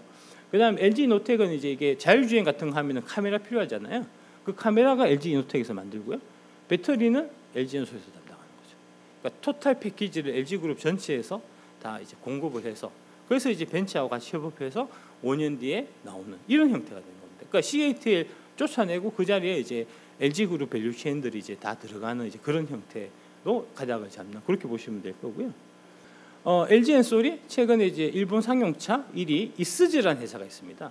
이 회사에 배터리를 공급하기로 했다. 이제 상용차는 사실은 이제 승용차에 비해서는 그 시장 파이가 좀 적기 때문에 배터리 규모는 1조 규모니까 그렇게 크지는 않습니다. 근데 이제 여기서 알 수 있는 게 뭐냐 하면 지금 자꾸 중국 배터리가 좋냐 한국 배터리가 좋냐 막 얘기하잖아요. 그러니까 뭐 일단 이제 팔은 안으로 굽는다고 이제 중국 차들은 중국 배터리 쓸 거고 한국 차는 주로 한국 배터리 쓰겠죠. 이제 누구 거 더 좋으냐? 그러면은 결국은 이제 중립적인 제3자가 한국 걸 쓰냐, 중국 걸 쓰냐 이걸 확인해 보면은 명확하잖아요. 일본이 그러니까 이제 딱 그 위치인데 일본이 누구 배터리 쓰냐? 한국 배터리 쓴다니까요. 다 한국 배터리잖아요. 여기 LG 엔솔 일본 상용차 1위 이스즈가 LG 엔솔 배터리를 쓴다는 거예요. 이거만 봐도 뻔하죠. 아니 일본에서 직접 차 만드는 애들이 어떤 배터리 좋은지 제일 잘 알겠죠. 국내 사람들이 배터리 한번 말아보지도 않은 사람들이 전기차 한번 만들어 보지도 못한 사람들이 이러쿵저러쿵 해봐야 그게 무슨 의미가 있겠습니까? 다음 일본 전기차는 아까 이제 그 저기 이쓰즈 말고 이제 일반적으로 우리가 많이 알고 있는 이제 혼다, 도요타, 그다음에 닛산 같은 이제 일본의 전통 그 자동차 메이커들 다 큰 회사들이잖아요. 그 큰 회사들이 다 한국 배터리가 장악하고 있는 지금 그런 상황이라는 겁니다. 아까 이제 중국 안 쓰는 거는 뭐 그렇다 치고 파나소닉 것도 지금 안 써요. 그러니까 일본 파나소닉보다 오히려 한국 K 배터리가 훨씬 더 기술력이 우수하기 때문에 자국의 파나소닉이라는 배터리가 있음에도 불구하고 파나소닉 거 제끼고 한국산 배터리를 지금 쓰는 거거든요. 보시면 SK온이 닛산하고 손을 잡아갖고 그래서 이제 미국에 지금 진출할 계획이고요. 그 다음에 도요타는 작년에 LG엔솔하고 이제 같이 협업해서 미국에 공장을 짓자. 그 다음에 혼다는 뭐 지금 짓고 있고 25년이면 양산되는 겁니다. 그래서 이제 도요타, 혼다, 닛산 이렇게 이제 일본의 이제 세 개가 큰 메이커인데 도요타하고 혼다는 LG, 그 다음에 닛산, SK 이렇게 손잡은 겁니다. 여기에서도 볼 수 있듯이 중국 배터리가 우수하다면 왜 일본이 한국을 선택하겠느냐. 플러스해서 일본 파나소닉조차도 외면하고 모두 K 배터리와 합작한다는 것은 이게 이제 한국 배터리가 일본 파나소닉보다도 월등히 우수하다 하는 이제 그런 반증으로 이해하실 수가 있겠죠. 그 다음에 이제 이 46 시리즈 원통령 이게 이제 되게 좀 대세가 되고 있는데, 그러니까 이제 그 신문 기자분들이 이제 기사 쓰실 때 이제 그 좀 관성적으로 좀 기사를 쓰시는 경향이 있어요. 그래서 항상 보면 이제 게임 체인저, 전고체 배터리 이런 식으로 쓰거든요. 전고체 배터리 게임 체인저 아니라고 내가 몇 번 얘기합니까? 그거 아니고요. 실제 게임 체인저는 이 46파이입니다. 이게 중요한 거고요. 보시듯이 이제 이 지금 46파이가 배터리 수요가 크게 늘어날 걸로 지금 이제 예상되고 있고, 뭐 잠깐 설명드리기 위해서 이제 배터리 폼팩터가 이제 원통형, 각형, 파우치형 이렇게 세 가지가 있습니다. 이게 이런 형태고요. 원통형 건전지예요. 집에서 많이 보시던 이제 그거보다 조금 사이즈가 큰 겁니다. 그 다음에 이제 각형, 요거는 이제 참기름통 정도로 보시면 되고, 요거는 이제 이 뭐랄까 라면 봉지 안에 이제 넣어놓은 이제 그런 걸로 쉽게 이해하시면 되겠습니다. 이게 이제 1865, 2170, 4680 이렇게 되는데, 우리가 흔히 쓰는 이제 집에서 쓰시는 원통형 건전지 규격이 AA 사이즈가 1550이에요. 그러니까 이제 요거보다 조금 작은 이제 그런 거고, AAA는 1145다. 이제 그렇게 보시면 대충 이제 크기 감이 오실 겁니다. 근데 이거를 이렇게 크게 만드는 게 지금 되게 중요한 거고, 이거는 이제 왜 그러냐면 이렇게 크게 만들어야 자동차 한 대당 들어가는 배터리 개수가 확 줄어들면서 원가 경쟁력이 생겨요. 그래서 이게 이제 46 시리즈를 만들 수 있냐 없냐가 되게 중요한데, 지금 이제 46 시리즈를 제대로 만들 수 있는 이제 이제 배터리 회사가 LG엔솔, 삼성 SDI, 금양 이렇게 세 개밖에 없다는 거죠. 그래서 이제 이 부분이 상당히 한국 배터리에서 이제 좀 전략적인 우위를 이제 갖고 오는 이제 그렇게 보시면 될 거고요. 바로 요 얘기입니다. 46 그 파이 원통형으로 가면은 이제 캔 개수가 6,000개로 감소된다. 기존의 2170 같은 경우는 그 테슬라 모델 3에 4,300개가 들어가거든요. 그게 이제 600개 정도로 확 줄어드니까 이제 그렇고, 그다음에 같은 캔 개수일 경우에 원통형이 생산 속도가 훨씬 더 빠르기 때문에 각형에 대비해서 제조 원가 절감 효과가 발생하는. 그래서 이제 지금 이게 지금 화두가 되고 있는 이제 그런 거고요. 뭐 이거 좀 넘어가시고, 이게 이제 요 얘기입니다. 요 최근에 리비안 R2라고 이제 리비안이라고 미국의 이제 전기차 스타트업인데, 스타트업 중에서는 그나마 제일 좀 명맥을 잘 유지하고 이제 사업을 잘 진행하고 있는 회사가 이제 리비안이라는 회사인데, 기존에 이제 R1이라는 게 있었고, R1은 2170 원통형 삼성께 들어가요. 요번에 이제 R2라는 신모델을 이제 내보였는데, 거기에 4695 원통형 배터리를 쓸 거다 라는 얘기를 해서, 그러면은 이제 금양도 여기 들어가는 거 아니냐, 이런 기사가 나왔다는 거고요. 아마 삼성하고 금양하고 이제 나눠서 이제 들어가게 되지 않겠나 싶습니다. 쭉 있고, 요 부분이 중요합니다. 여기 현재 예약 중인 R2의 판매 가격은 최소 45,000달러, 대충 한 6천만 원 정도가 된다는 건데, 기존에 이제 R1 같은 경우에 8,000이에요. 그러니까 이제 이게 이제 정확하진 않아요. 이게 실제로 이렇게 나오지만 실제로 팔 때 보면 가격이 또 달라져요. 옛날에 그 사이버 트럭 같은 경우도 이제 처음 내놓을 때는 우리 3만 달러, 4만 달러 얘기했는데, 지금 이제 작년에 시판된 거 1억이거든요. 그러니까 안 맞아요. 좀 이제 부풀려질 수도 있거든요. 어느 정도 이제 좀 나중에 나오면은 좀 달라지긴 하겠지만, 일단 이제 현 시세로 보면은 이게 2170으로 만들 때 비해서 4680으로 만드니까 한 2천만 원 정도 원가가 절감되는 이제 그런 형태로 지금 나온 겁니다. 아마 조금 과정은 있긴 있는 것 같긴 한데 어쨌든 간에 가격이 많이 다운된다. 그래서 가격이 많이 다운되기 때문에 46파이가 게임 체인저다. 전고체는 게임 체인저 아니다. 이런 얘기. 요 얘기에 그래서 이제 삼성 SDI가 이제 지금 4680, 46파이 만들어 갖고 이제 장사 열심히 하고 있다는 그런 얘기고요. 다음 GM하고 46파이 배터리 같이 연합해 갖고 이제 열심히 하려고 하고 있다. 이게 보면 요게 아까 말씀드렸던 배터리 제조사나 완성차 업체 입장에서는 가격 경쟁력이 향상되기 때문에 46파이 제품은 전기차 배터리 시장의 판도를 바꿀 게임 체인저로 평가한다. 이게 정답입니다. 여기에 그래서 이제 지금 원래 이제 테슬라가 이 얘기 맨 처음 한 거죠. 4680 얘기하면서 그 다음에 GM, BMW, 스텔란티스, 볼보 등등등 해서 46파이 채택하는 이제 완성차 메이커들이 계속해서 늘어나고 있고 이 만들 수 있는 게 한국이니까 그러면 다 이제 한국 쪽으로 다 오니까 이제 우리 시장 파이가 더 커지는 이제 그런 효과가 당연히 있겠죠.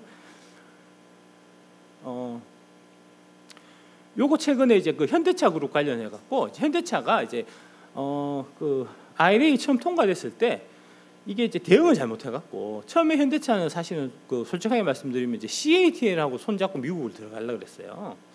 그런데 이제 IRA 통과돼 갖고 CATL에 못 들어가게 되니까 배터리 파트너가 없는 거예요.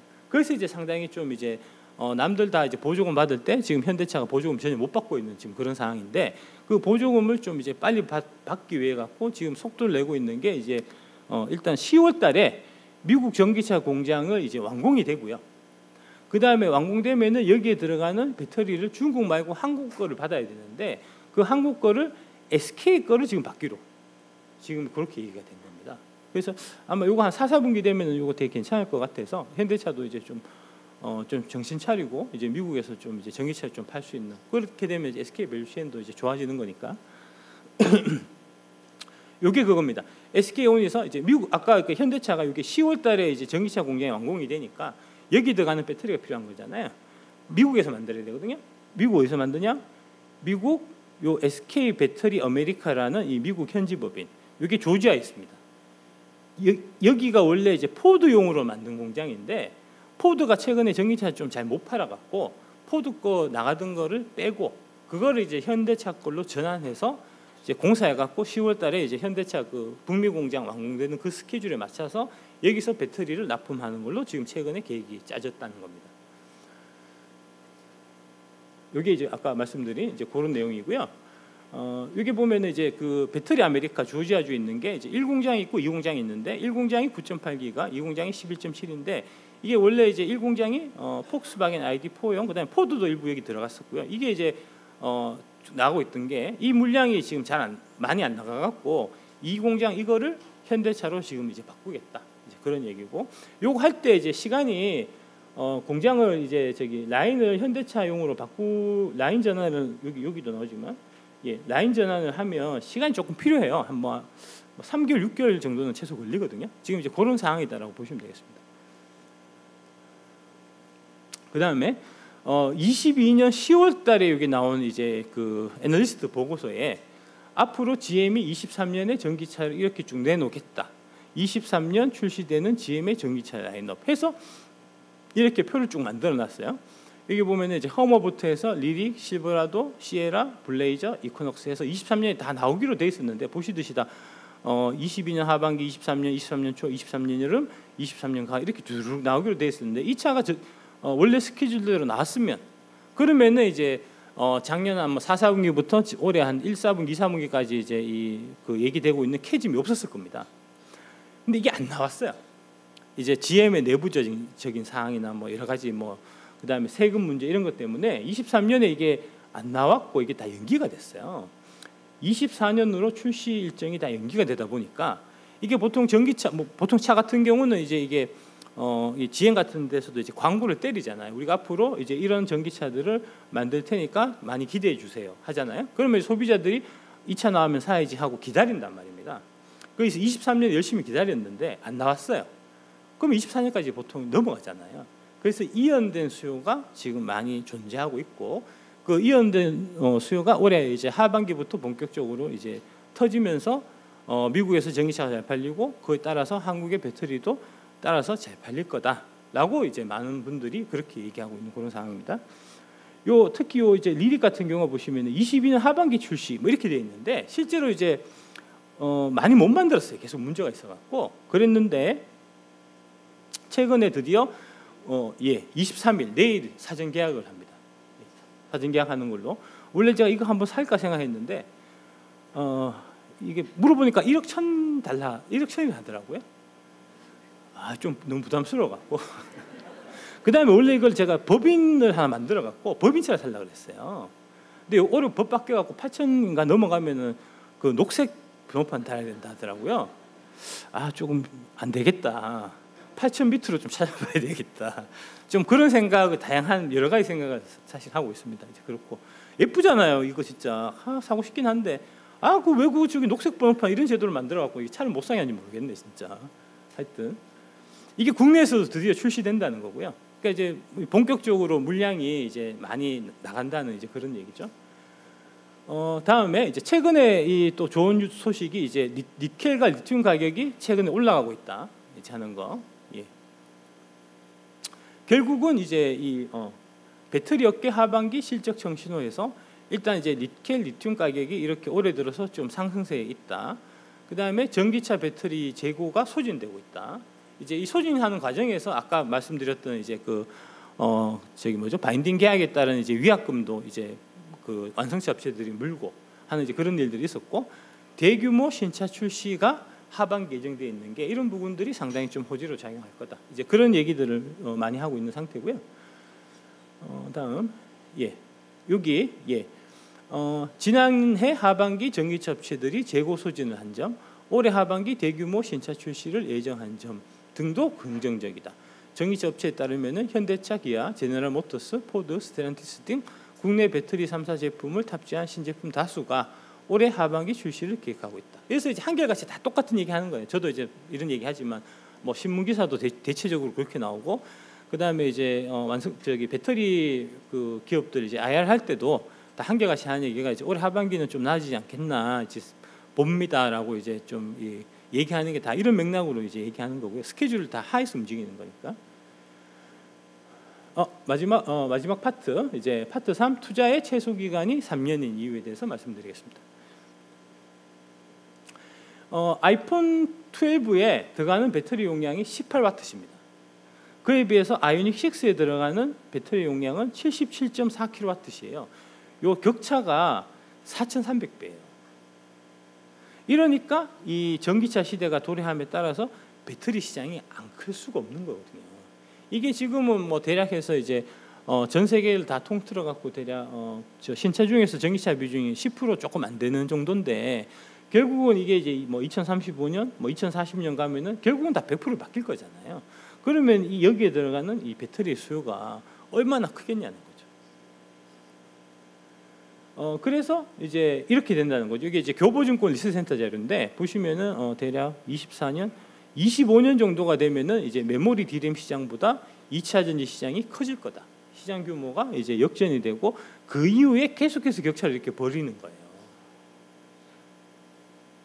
그래서 우리는 이 미래를 보고 가는 겁니다. 이 과정에 이제 지금 캐즘이라고 하는 거는 이렇게 쭉 올라오다가 잠깐 이렇게 좀 뭐랄까 좀 상승 기울기가 조금 이렇게 죽은 거잖아요. 죽었다가 나중에 또 치고 올라가겠죠. 결국은 이제 시간의 문제고 시기의 문제지. 뭐 이 지금 그 역사가 이제 뭐 이렇게 후퇴한다든지 이제 바뀔 그런 가능성은 없는 거니까요. 피터 린치님 말씀 항상 이제 뭐랄까 뭐 두렵고 겁나고 밤에 잠 안 오고 할 때는 저도 이제 이 피터 린치님 말씀을 많이 이제 보거든요. 그러니까 이제 피터 린치님이 좀 뭐랄까 투자할 때 불안감을 잠재우는 좀 수면제 역할을 많이 하시기 때문에 오늘도 제가 좀 준비해왔습니다. 피터 린치님 말씀을 항상 무섭고 걱정거리가 있다는 것만 알아두면 됩니다. 그리고 그 일은 모두 잊어버려야 합니다. 그러니까 이제 무섭고 걱정거리가 있다고 해서 주가가 반드시 떨어지는 건 또 아니에요. 불과 뭐 한두 달 전, 뭐 한두 달 전도 아니고 뭐 가장 최근까지도 이제 이란 관련해 갖고 그 중동에서 이제 이스라엘하고 이란하고 뭐 미사일 왔다 갔다 하고 하면서 막 큰일 날 것처럼 다들 그렇게 얘기했잖아요. 근데 큰일 안 났습니다. 전 세계 증시 그때 이후에 다 좋았고요. 우리만 금투세 때문에 못 올랐잖아요. 이제 그렇다는 거죠. 그래서 이제 그런 쓸데없는 거 다 이제 잊어버리고, 그런 일은 다 잊어버리고 다 집어치우고 좋은 회사를 소유하거나 전환하는 기업들을 소유하십시오. 그것들을 잘 공부하면 모두 잘 풀릴 것입니다. 이게 무슨 얘기냐면 22년도에 이제 아마 코스피 지수가 이제 3,300 정도, 22년 아마 6월, 7월 이때였을 겁니다. 그때 이제 3,300포인트 기록했었던 게 이제 가장 최근의 고점인데, 그 22년 그 3,300 찍었을 때 고점 때 그 NC소프트가 가격이 얼마였냐면 104만 원이었어요. NC소프트가 지금 얼마냐면은 최근에 17만 원까지 떨어졌다가 최근에 이제 그 구조조정하고 이제 직원들 잘라낸다는 얘기 나오고 나면서 이제 좀 급반등해서 22만 원입니다. 지금 뭐 104만 원 기준에서 보면은 거의 한 5분의 1토막 난 거잖아요. 그거는 이 뭐랄까 이 무서운 걱정거리, 우리가 아까 말씀드렸던 이제 뭐 그 이란하고 그 이스라엘 간의 전쟁 때문에 NC소프트가 5분의 1토막이 났냐? 그게 아니라는 거죠. NC소프트 자체의 문제라는 겁니다. NC소프트가 이제 그동안 이제 리니지라는 이제 그 게임을 통해 갖고 그 고객들을 너무 이제 고해를 쫙쫙 빨아먹다가 못 해갖고 이 사람들이 이제 염증을 내고 나 이놈의 게임 더 이상 못 하겠다 하고 다들 안 하게 되면서 떨어진 거잖아요. 문제는 외부에 있는 게 아니고 그 기업 내부에 있었다는 겁니다. 같은 맥락으로 보면 이제 그 22년 6월 달에 에코프로 그 가격이 얼마였냐면은 그때 5분의 1 액분 전에 그때 가격이 15만 원이었습니다. 지금 뭐 한 10만 원 하죠. 9만 원대 후반 10만 원 하잖아요. 이제 그게 5분의 1 액분 가격이니까 대충 한 50만 원이라고 보면 15만 원 해서 50만 원이면 여전히 3배가 올라 있는 거예요. 이런 이 뭐랄까 걱정거리, 외부적인 상황하고는 아무 관련 없다는 겁니다. 최근에 제가 또 이제 삼양식품으로 이제 또 왕창 떴는데 삼양식품이 3,300 할 때 삼양식품 주가가 얼마였냐? 10만 원이었습니다. 지금 얼마죠? 50만 원 오늘 넘었어요. 5배 올랐잖아요. 그게 이런 이제 여러분들이 걱정하는 무서운 걱정거리하고 무슨 상관이 있죠? 상관없다는 겁니다. 그 얘기입니다. 다 집어치우고 좋은 회사를 소유하거나 전환하는 기업들을 소유해라. 회사를 잘 공부하면 나머지 문제는 다 저절로 해결이 된다 하는 그런 얘기고요. 그렇게 보면 이제 딱 당장 필요 없는 게 이제 그거죠. 미국 나스닥 주가가 어제 올랐나 내렸나를 아침에 일어나자마자 확인할 필요가 없다는 거죠. 왜 확인하고 있습니까? 심지어는 밤에 잠 안 자고 새벽에 깨갖고 나스닥 올랐나 내렸나 막 보잖아요. 아니 나스닥 올라도 우리나라는 금투세 때문에 안 오른다고. 그걸 왜 보고 있냐고. 그런 얘기잖아요. 이제 주가가 어떻게 되었는지 보기 위해서 아침에 일어나는 것도 유용하지 않습니다. 이 모든 것들은 단지 시간 낭비일 뿐입니다. 시간 낭비일 뿐만 아니고 사실 어떻게 보면 해로운 거예요. 다음, 그게 바로 당신이 신경 써야 할 부분입니다. 오늘 하루의 사소한 일을 상대하지 않아야 합니다. 누구든 주식을 사야 한다고 말하는 것이 아니라 사람들이 주식시장의 변동성을 이해해야 한다고 생각합니다. 그러니까 이제 에코프로를 기준해서 말씀드리면은 그 15만 원 하던 게 그 다음에 이제 3,300에서 장이 꺾여갖고 얼마까지 갔냐 하면은 6만 원까지 갔습니다. 6만 원 갔을 때 6만 원도 갈 수 있다는 그 변동성만 내가 이해하고 6만 원 왔을 때 사면 된다는 거죠. 삼양식품을 제가 이제 그 달란트 투자에서 12월 28일 날 이제 연말 특집으로 제가 방송했는데 그때 방송한 날 22만 원이었습니다. 방송하자마자 2달 동안에 그게 17만 원까지 떨어졌어요. 그때 떨어졌을 때 삼양식품 이제 그 종토방에 가면 배터리 아저씨, 개새끼, 소새끼 막 진짜로 저 새끼가 작년에 에코호로로 사람을 보내더만 올해는 삼양으로 사람을 보내네. 그런 댓글도 진짜 도배했었다니까요. 그리고 거짓말처럼 지금 50만 원 가 있는 겁니다.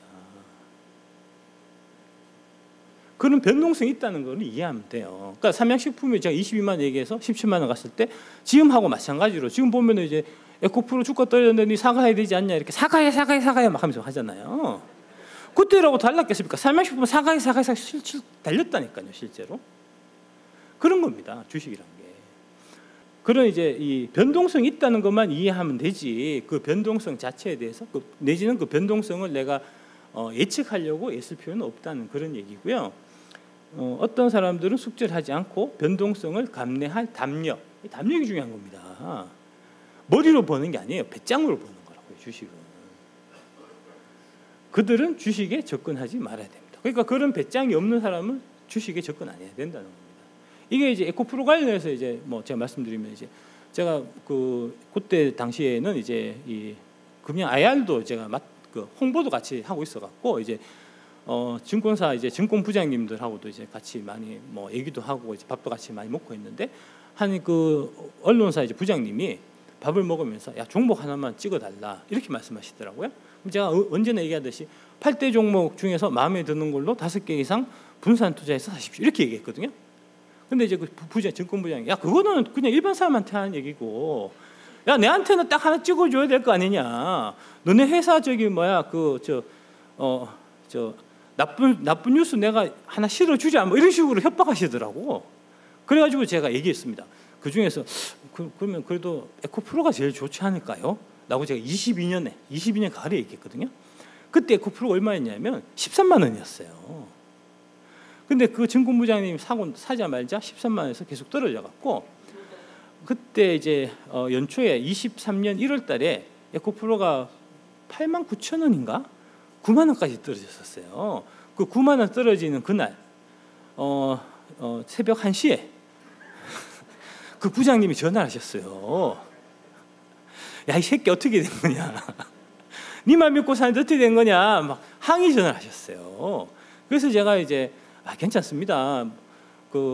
저기 기다리시면 다 올라갈 겁니다. 이제 얘기했거든요. 그러니까 부장님이 이제 그러시더라고. 책임질 거냐? 이렇게 얘기했더라고요. 책임은 당연히 안 지지. 왜 책임 내고 왜 져? 책임은 못 져드립니다만은 이렇게 얘기했어요. 그래서 이제 그분이 그러고는 이제 전화를 끊으셨는데 나중에 제가 얘기를 들어보니까 그분이 이제 13만 원에 사셔갖고 최종적으로 13만 5천에 파셨다고 하더라고요. 그 주식이 그 해에 150만 원 간 거 아닙니까? 얼마 안 걸렸어요. 그분 파시고 7달 만에 150만 원 간 거라니까요. 그분은 왜 13만 원에 팔았냐? 13만 5천에 팔았냐? 이게 변동성을 감내할 담력이 없어서 그래요. 그 다음에 또 하나가 이제 보면은 이제 우리 개인 투자자분들이 이제 되게 오해하시는 게 뭐냐면 우리 개인 투자자들은 이제 기관이나 이런 쪽에 비해 갖고 항상 정보가 늦기 때문에 정보에 뒤처지기 때문에 우리가 주식 투자해서 돈을 못 번다 이런 착각을 하시거든요. 근데 그렇지 않아요. 증권 관련해서 정보 누가 제일 빠르겠습니까? 증권부장이 제일 빨라요. 아까 말씀드렸죠? 13만 5천에 팔았다고. 왜 그분이 13만 5천에 팔았냐면 정보를 들은 거야. 이제 이렇게 이제 친하게 지내는 이런 회사에서 이제 부장님 내가 요번에 이제 크게 올라갈 주식 내가 이제 그 내부 정보를 알고 있는데 이거 사서 돈 한번 벌어보십시오 이렇게 알려준단 말입니다. 그 얘기 듣고 그 주식 살려고 13만 5천에 팔았다고 했고 프로를. 그래서 그 사서 올랐냐?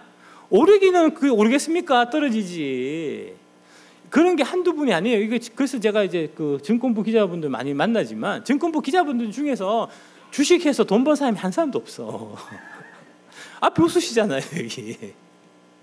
그래서 그렇다니까요. 정보가 많은 게 결코 그게 이제 주식 투자하는데 유리한 게 아닙니다. 머리로 하는 게 아니고 담력으로 하는 거예요. 배짱으로 하고 믿음으로 하는 겁니다. 주식은. 다음 또 다른 중요한 요소는 시간이 충분해야 된다는 겁니다. 이게 타임 테이블을 너무 짧게 잡으시기 때문에 마음이 불안한 거예요. 그러니까 아까 이제 13만 원에 사서 이제 9만 원 됐는데 당장 다음 달에 전세금 돌려줘야 된다. 이러면 밤에 잠이 오겠습니까? 안 오지 당연히.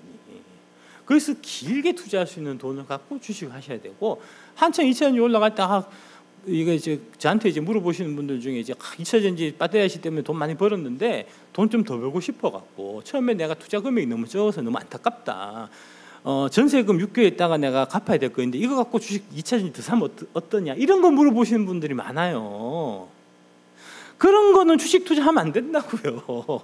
그런 짧은 돈은 하면 안 된다고요. 내가 절대 하지 마라. 그렇게 짧은 거는 주식 투자하는 거 아니다. 그거는 그냥 안전하게 예금 두고 있는 걸로 만족해라라고 내가 얘기를 하면, 그러면 그분들이 네 그렇군요, 알았습니다 하고 집에 가서 전세금으로 2천이 산단 말입니다. 그게 고점에 물린다고요. 그게 사람들이 주식을 사려고 엄청나게 서두르고 있습니다. 이 얘기입니다. 원래 사람이라는 게 되게 심리가 고약해 갖고 주가가 떨어지면 더 싸진 거잖아요. 그래서 더 사야 되는데 주가가 떨어지면 기분 잡치고 밤에 잠도 안 오는데 이거 돈을 더 태워 갖고 내가 더 잠 못 잘 일이 있습니까? 안 사게 되고, 반대로 주가가 올라서 내가 투자 잘해 갖고 이익을 보게 되면, 그럼 항상 생각하는 게 처음에 내가 이거 1,000만 원 아니고 1억으로 시작했어야 되는데 1억으로 시작했던 사람 내가 10억 태웠으면 지금 돈이 100억인데 이런 생각한단 말입니다. 그래서 뒤늦게 재미를 보고 이익이 났을 때 돈을 더 태우거든요. 거기서 항상 문제가 생겨요. 그게 엄청나게 서두르기 때문에 그런 거고요. 서두름을, 조급함을 버려야 된다는 얘기입니다. 제게 가장 좋은 성과를 보여준 종목들은 제가 5년, 6년, 7년째 보유한 종목들입니다. 피터 린치처럼 10루타 종목을 사서 부자 되는 거 어렵지 않아요. 뭐가 어렵냐? 5년, 6년, 7년을 못 갖고 있는 게 그런 거예요. 당연하잖아요. 10배 올라가는데 그게 뭐 5달, 6달, 7달 만에 10배 올라갈 주식이 몇 개나 있겠습니까? 물론 그 중에 하나를 제가 찍어갖고 이제 스타가 되긴 했습니다. 에코프로라고. 근데 그거는 정말 드문 케이스고요. 나니까 하는 일이고요. 삼양식품 같은 거 그 17만 지금 2달 만에 세 답을 났잖아요. 그런 건 나니까 되는 거고요. 아주 힘든 거라고요. 그게. 당연히 10루타 10배가 가려고 하면 5년, 6년, 7년은 당연히 묵혀둬야 되는 거지 5일, 6일, 7일 동안 보유한 종목들이 수익을 준 게 아니라는 겁니다. 이게 이제 대표적인 사례가 이 피터 린치가 이제 처음 이 펀드 매니저 맡아갖고 처음에 이제 샀던 종목이 그 타코벨이라고 있어요. 이제 그게 뭐 여기 여의도에도 있습니다. 그 이제 멕시코, 그죠? 이제 그거 하는 프랜차이즈인데 처음에 이제 그 피터 린치 책에 보면 어떻게 되어 있냐면 처음에 이제 그 뉴멕시코인가 뭐 이런데 이제 그 멕시코하고 근접한 지역에 가 보니까 이게 이제 타코벨이라는 이제 멕시코 프랜차이즈 이제 집이 있는데 가서 보니까 손님도 되게 많고 내가 먹어보니까 맛있더라. 이게 그 미국 전역으로 이게 프랜차이즈 매장을 확장해 갖고 이게 앞으로 좀 대박을 치지 않겠나라고 생각을 해서 처음에 4달러로 샀는데 그게 한 1, 2년 지나니까 1달러까지 떨어졌다는 겁니다.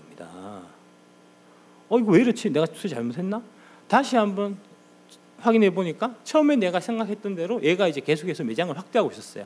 뉴멕시코에서 이제 샌프란시스코, 그다음에 뭐 LA 이런 쪽에 이제 계속 매장을 확장하고 있었고 내년 되면은 이제 뉴욕이나 워싱턴에도 이제 뭐 프랜차이즈를 이제 더 늘릴 계획이 있다. 이제 이런 얘기를 하니까 그럼 괜찮겠네. 안심하고 기다렸더니 그게 이제 6년 7년째 되는 해 40배, 1달러가 40달러 됐다는 거니까. 그래서 첫 10루타 종목이 타코벨에서 나왔다는 거거든요. 뛰어난 기업의 주식을 보유하고 있다면 시간은 당신 편이다. 그래서 이 얘기가 피터 린치가 한 얘기가 이런 맥락이고요. 그 다음에 이제 밑에 있는 얘기가 이제 제가 가장 좋아하는 이제 빠떼야시 이제 명어록. 주가가 떨어졌다고 쫄리면 당신의 공부가 부족한 거다. 공부가 부족하시면 어떻게 해야 되죠? 공부를 해야 되죠. 공부할 수 있는 책을 제가 최근에 발간했습니다. 요 앞에 가시면은 이제 제가 전시해 놨습니다. 이제 오늘 나왔다고 하더라고요. 밸류에이션을 알면 10배 주식이 보인다. 바로 이 책입니다. 18,000원이라는 아주 저렴한 가격에 이제 제가 여러분들한테 이제 30년 노하우를 이제 다 전달드리고 있고요. 이 책 오늘 제가 처음 봤어요. 이제 출판사에서 이제 이거 책 나왔다고 오늘 여기 강연회 할 때 이제 좀 전시도 하고 저한테도 한 권 주셔갖고 아까 이제 대기실에서 제가 한번 쭉 읽어봤는데 읽으면서 제가 울었습니다. 진짜입니다. 왜 웃으십니까? 진짜 울었습니다. 너무 감동적이어갖고 내가 이런 책을 썼단 말이냐. 와 미쳤다. 해서 제가 진짜 울었습니다. 저 책. 예, 많이 좀 울어주십시오. 예, 감사합니다. 예. 이게 이제 제가 말씀드리고 아까 피터 린치나 뭐 이런 얘기들을 이제 그냥 다 책에 녹여갖고 이제 여러 번 읽으시면 분명히 저기서 이제 깨달음 얻으시는 게 있을 거예요. 그러면은 이제 아까 말씀드렸듯이 이제 주가가 떨어졌다고 해서 쫄리지 않고 저기 이 HTS 좀 덜 보시게 되고 이제 좀 마음 편하게 이제 잠을 좀 주무실 수 있을 거다는 말씀을 제가 드리겠습니다. 요거 이제 투자는 이제 사실과 인식의 괴리를 이용하는 것이다. 이게 이제 워렌 버핏께서 가격은 당신이 지불하는 것이고 가치는 당신이 얻는 것이다라고 말씀하셨는데, 가격은 뭐냐? 가격은 시장에서 만들어진 이제 남들의 평균적인 인식이에요. 가치는 객관적인 사실입니다. 그러니까 이제 가격이라는 남들의 평균적인 인식하고 실제 그 기업의 가치하고가 많이 벌어져 있을 때, 2차 전지에 대해서 지금 이제 시장의 인식은 어떻습니까? 이게 올해 저기 대선에서 트럼프가 당선되면 IRA 보조금 통과돼서 K 배터리는 작살난다. 그다음에 중국하고 배터리 사업을 붙으니까 중국한테 우리는 안 되지. 그다음에 이제 캐즘 현상 때문에 앞으로 전기차는 안 팔릴 거야. 다시 이제 휘발유 시대로 돌아갈 거야. 하는 그런 사람들의 평균적인 인식이 지금 가격에 녹아 있는 거잖아요. 그래서 그 가격이 지금 현재 실질적인 가치, 아까 제가 쭉 보여드렸던 그런 이제 뭐랄까 그런 얘기들은 말도 안 되고 오히려 숨겨져 있는 이제 좋은 호재들이 많기 때문에 가치는 지금 가격에 비해서 훨씬 위에 있기 때문에, 그러면은 이제 가격보다 그 가치보다 훨씬 낮은 가격에 내가 사는 형태가 되고 사서 기다리면 돈 번다는 거잖아요. 되게 단순한 건데, 다만 문제는 뭐냐 하면은 이 가격하고 가치하고의 괴리가 언제 좁혀질지를 알 수가 없다는 겁니다. 그 시간이 언젠지. 그게 이제 한 3개월이나 6개월 정도에 다 해소가 된다 하면은 좋죠. 뭐 많이 안 기다려도 되니까. 근데 3개월, 6개월 갖고는 제가 이제 경험적으로 봐서는 좀 부족하고, 제 경험으로는 한 3년 정도는 최소 가야 되더라. 그래서 제가 말씀드리는 게 투자의 최소 기간이 3년이다 하고 말씀드리는 게 바로 그 이유 때문에 그렇습니다. 그래서 이제 워렌 버핏이 하신 이 얘기가 같은 맥락입니다. 이제 10년 이상 보유하지 않으려면 단 10분도 보유하지 마라라고 말씀하셨고, 10년 너무 길잖아요. 그래서 제가 많이 깎아드린 겁니다. 3년으로 솔직히. 이제 아까 그 피터 린치는 5년, 6년, 7년을 얘기했잖아요. 다 같은 맥락이라고 보시면 됩니다. 다음. 그래서 워렌 버핏의 얘기가 주식시장은 인내심 없는 사람의 돈을 인내심 있는 사람에게 이동시키는 도구다라는 얘기입니다. 지금 이제 에코프로 보면 지금 많이 떨어진 것 같아요. 근데 자세하게 들여다보면 지금 집에 댁에 가셔갖고 1년 전에 에코프로 주가가 얼마인지 한번 확인 한번 해보시면 지금 주가하고 차이 없습니다. 거의 지금 주가입니다. 7월 달에 급격하게 올라갔고 150만 원 간 거지, 작년 5월 이무렵에는 대략 50만 원, 60만 원, 지금 딱 이 가격이에요. 에코프로 BM도 마찬가지예요. 20만 원대 초반이었어요. 1년 전에 사신 분은 지금 아직도 손해가 아니에요. 지금 막 손해 났다, 큰일 났다 하시는 분들은 이제 7월 말 이후에 들어오신 분들. 그러니까 이제 지금 보면 한 10달 기다린 거거든요. 10달 갖고는 승부 안 난다고요. 그 얘기하시지 말고 앞으로 2년 2개월은 최소한 더 기다리셔야 된다. 나한테 이제 악플 달고 싶으면 2년 2개월은 참았다가 달아라. 이제 그런 말씀 제가 꼭 드리고 싶습니다. 다음, 투자는 이제 싸니까 사고 투기는 이제 오를 것 같아서 산다. 이제 그런 얘기죠. 이거 이제 제 자랑이니까 가볍게 좀 넘어가고요. 예. 요거 이때 이제 그 삼양식품 제가 얘기할 때 26년의 적정 주가를 제가 58만 5천 원으로 계산했고 1월 2일 날 주가가 23만 4,500원이니까 그러면은 상승률은 150%밖에 없는 겁니다. 이제 그러면 만 원짜리를 이제 4천에 사는 건데, 그 워렌 버핏 책에 보면 어떻게 되어 있냐면은 만 원짜리 4천에 사면 안 돼. 그건 너무 비싸게 사는 거야. 그거는 좀 위험성이 있어. 만 원짜리를 최소 3,333원 밑에 사라고 말씀하셨거든요. 그러니까 이제 3,333원 역산하면 이제 내가 3년을 들고 갔을 때 3배 올라가는 거고, 수익률로 보면은 3년 200%고, 그게 이제 연환산하면은 연 50%입니다. 그래서 목표를 연 50% 잡으셔야 되는 거고요. 하여튼 그래서 이제 투자라는 거는 만 원짜리를 3,333원 이하에 사는 거라는 행위라고 이제 말씀드릴 수 있고, 이제 투기는 좀 올라갈 것 같은 이제 그런 걸 이제 하는 거고, 뭐 좀 구분해서 항상 보셔야 되고, 그러면은 이제 3,333원 가격은 얼마냐? 19만 3,800원이라는 겁니다. 그러면은 이제 200% 나오니까. 그러면 이제 삼양식품의 경우에 제 말을 따라했으면 19만 원 밑으로 될 때까지 기다렸다가 19만 원 왔을 때 사면 된다는 거죠. 다행히 19만 원이 금방 왔습니다. 보시듯이. 요때 제가 방송했을 때 22만 원이었고요. 이렇게 쭉 계속 떨어졌었거든요. 떨어져서 16만 9,400원 찍고 19만 원 밑에서 한 달 동안 놀았어요. 3월 초까지. 이때 샀으면 좋았다는 거죠. 근데 이때 안 사고 이렇게 댓글 단단 말입니다. 배터리 아재가 여러 개미 죽이네. 이렇게 댓글 단단 말입니다. 1월 초에 막 떨어질 때 그 방송 보고 뒤집다 사가지고 물려놓고는 이렇게 악플 단단 말입니다. 다음. 삼성전자가 이제 1992년에 이제 480원에서 21년에 96,000원까지 200배가 올랐습니다. 그래서 이 얘기 많이 하잖아요. 삼성전자 뭐 사서 갖고 있으면 되지 뭐 한국식 별 거 있냐 하는 얘기 많이 하잖아요. 그래요. 그러면 되잖아요. 그 삼성전자 92년에 480원 사갖고 지금까지 갖고 있으면 될 거 아닙니까? 근데 왜 못 그랬냐는 거죠. 요게 이제 넘어가시죠. 대충 넘어가고 이것도 넘어가고 시간 관계상 넘어가겠습니다. 왜 못 그랬냐 하면 이유는 조정을 즐기지 못했기 때문이다. 아까 이 그래프를 보면 그냥 계속 올라간 것 같아요. 떨어진 거 없이. 하지만 실제로는 1번 구간에서 마이너스 67% 빠졌고요. 2번 구간에서 마이너스 37% 빠졌고요. 3번 구간에서 마이너스 46%, 4번 구간에서 마이너스 33, 5번 구간에서 마이너스 34, 6번 구간에서 마이너스 34, 7번 구간에서 마이너스 46% 빠졌다는 겁니다. 총 이제 20년 가는 기간 동안에 30% 이상 빠진 적이 하나, 둘, 셋, 넷, 다섯, 여섯, 7번 있었고 이 7번 빠질 때마다 사람들이 이때 팔았어야 되는데 올라갈 때 이때 팔았어야 되는데 여기서 팔아버린단 말이죠. 이때 다시 올라갔을 때 여기에서 떨어졌다 올라갔을 때 본전 왔다 팔아야지 팔아버린단 말이죠. 그래서 안 되는 겁니다. 마찬가지입니다. 아까 이제 에코프로 부장님 같은 경우도 이제 13만 원에 사서 9만 원 한번 가서 물리면 그러면 사람이 어떻게 되냐면 본전 오면 팔아야지. 본전 왔죠? 팔았죠? 팔고 나서 150만 원 간다고요. 지금도 마찬가지예요. 지금 이제 그 150만 원 찍고 지금 에코프로가 이제 50만 원 택인 셈인데 50만 원 하다가 나중에 이제 150만 원 간다.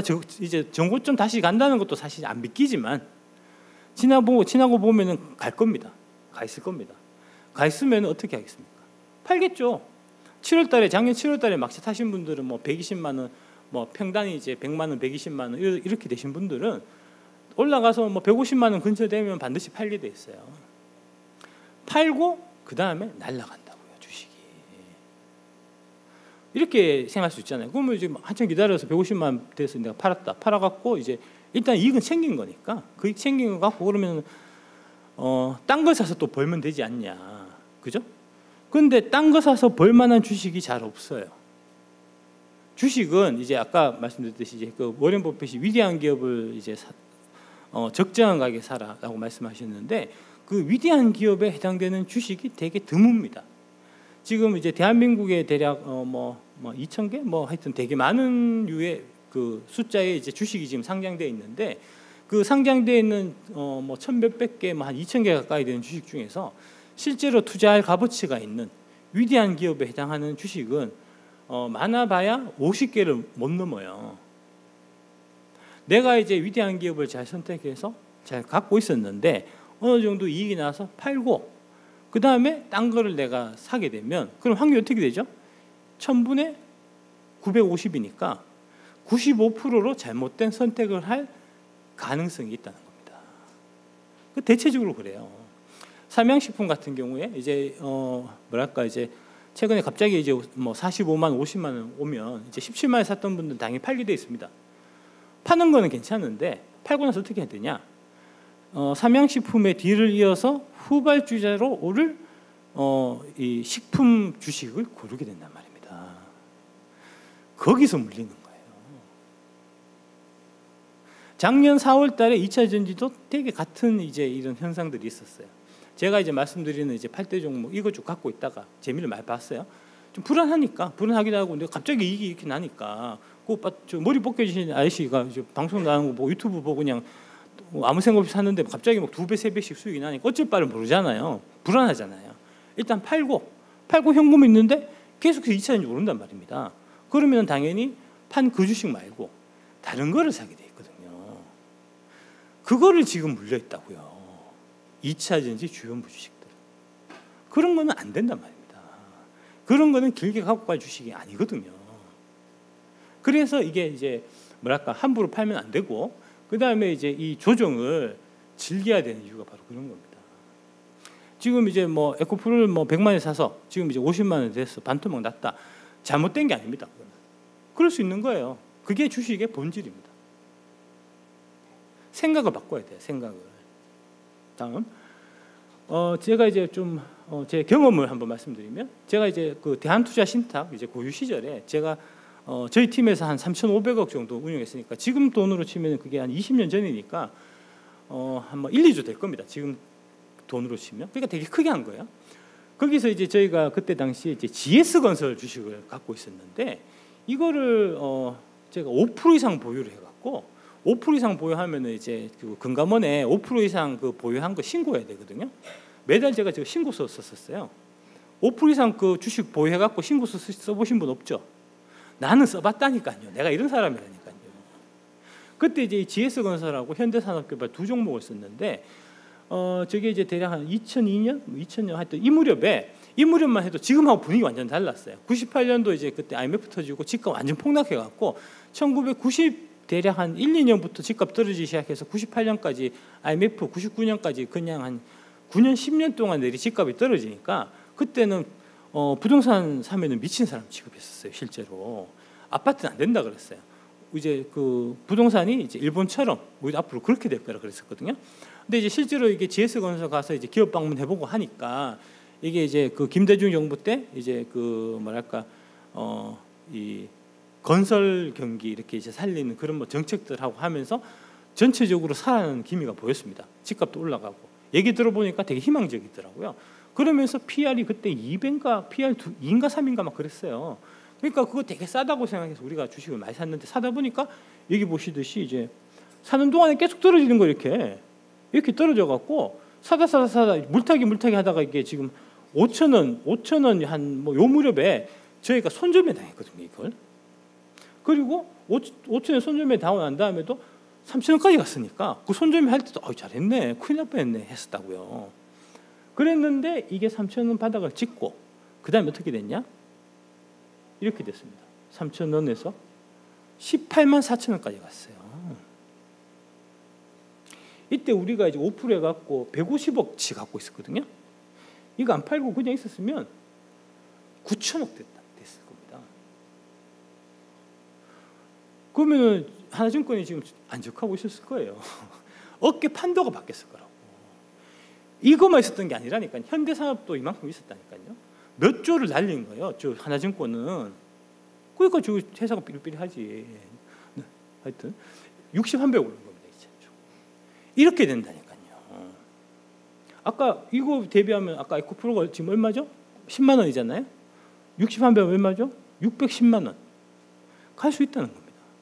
이게 주식이에요. 이게 주식시장의 무서움이고 좋은 주식을 뚝심 있게 오래 갖고 가야 된다. 여기도 보면 좋네 61배 금방이네 하겠지만 시간 한번 보시면 이게 2000년이고요. 2001년이고요. 61배까지 올라가는데 몇 년 걸렸냐? 7년 걸렸습니다. 아까 피터 린치가 뭐라고 그랬죠? 5년, 6년, 7년 갖고 있던 게 수익률이 제일 좋았다. 그 얘기입니다. 그러니까 지금 보면은 이제 올해가 2024년이니까 작년에 사서 물렸다고 치면 한 2030년까지 갖고 가라는 얘기죠. 갖고 가서 만약에 이제 에코프로가 600만 원 됐다. 그러면 인생 바뀌는 거죠. 문제는 견딜 수 있냐는 겁니다. 담력이 있고 이제 내가 배짱이 있냐는 건데 담력하고 배짱을 기르려면 어떻게 해야 된다? 밸류에이션을 공부하면 10배 주식을 찾을 수 있다. 제 책을 사서 공부해야 된다는 겁니다.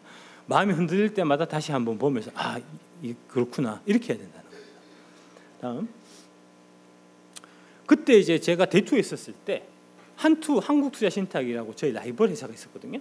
이제 제가 대투 고유팀에 있었고 한국투자신탁에 그 고유팀이 있었는데 그 고유팀 팀장이 이제 우리나라의 그 가치 투자자로 유명하신 바로 그 이채원 의장, 그분이 그때 우리 라이벌 팀의 팀장이셨어요.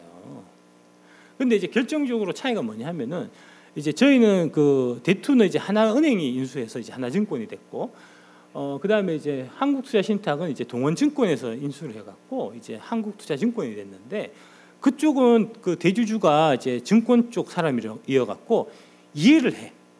이게 많이 떨어졌지만 앞으로 버티면 다시 올라올 거다는 걸 보고를 하면 그 저기 사장님이 이해를 하셔. 그래갖고 주식을 안 팔았어요. 우리는 은행 사람이라 갖고 이해를 못하는 거야 이게. 이거 지금 많이 떨어져서 그때 우리가 3,500억 투자했고 1,000억을 날렸으니까 지금 뭐 크긴 큰데, 아 이거 좀 시장 좋아지면 금방 회복합니다라고 백날 얘기해도 은행 사람들이 못 믿는 거예요. 이게 새님들이라 갖고.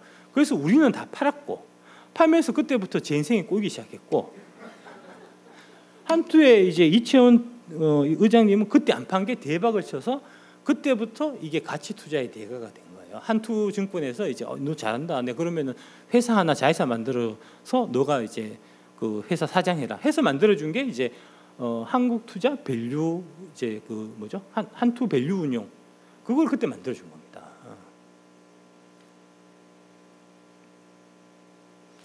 순간의 선택이 이제 인생을 좌우하는데, 이제 내 선택도 아닌데 그 멍청한 그 윗대가리들이 선택을 잘못해갖고 제가 인생이 달라졌다, 이제 뭐 그런 거고요.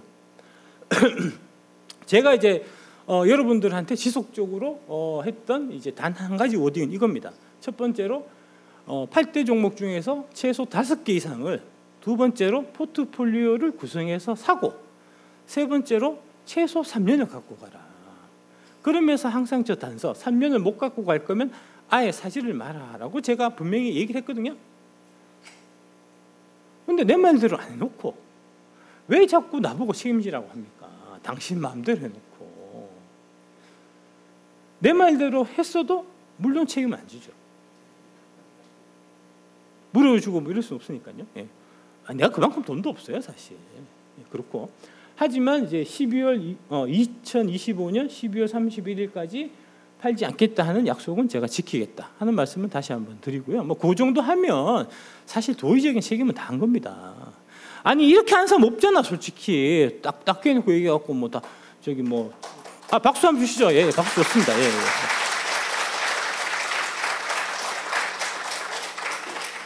아니 그 사람 실명에 얘기해서 좀 그렇긴 하지만 그 옛날에 그 뭐 여미사님 같은 경우는 그렇게 종목 추천 많이 해갖고 했지만 떨어졌다고 해갖고 뭐 책임지고 물어주고 뭐 자기도 같이 돈 태워갖고 니하고 같이 이제 한 배를 타겠다 이렇게 얘기한 사람 아무도 없잖아요. 나니까 하지. 나처럼 양심적인 사람이니까 하지. 하여튼 뭐 그렇고요. 예. 아 그래 맞다니까요. 예. 박수 한번 더 치시죠. 예.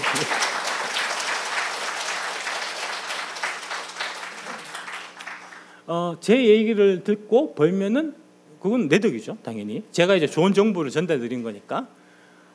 이러면은 당신 탓입니다. 아니 웃을 게 아니고 이거는 심각하게 생각하셔야 돼요. 왜냐하면 이제 그 주식을 투자함에 있어서 이제 다양한 정보를 습득을 해서 그거를 이제 내가 소화해서 내 것으로 만들어야 될 책임이 투자하시는 분한테 있거든요. 그러니까 얘기 들어보고 저 새끼가 사기꾼인지 아닌지.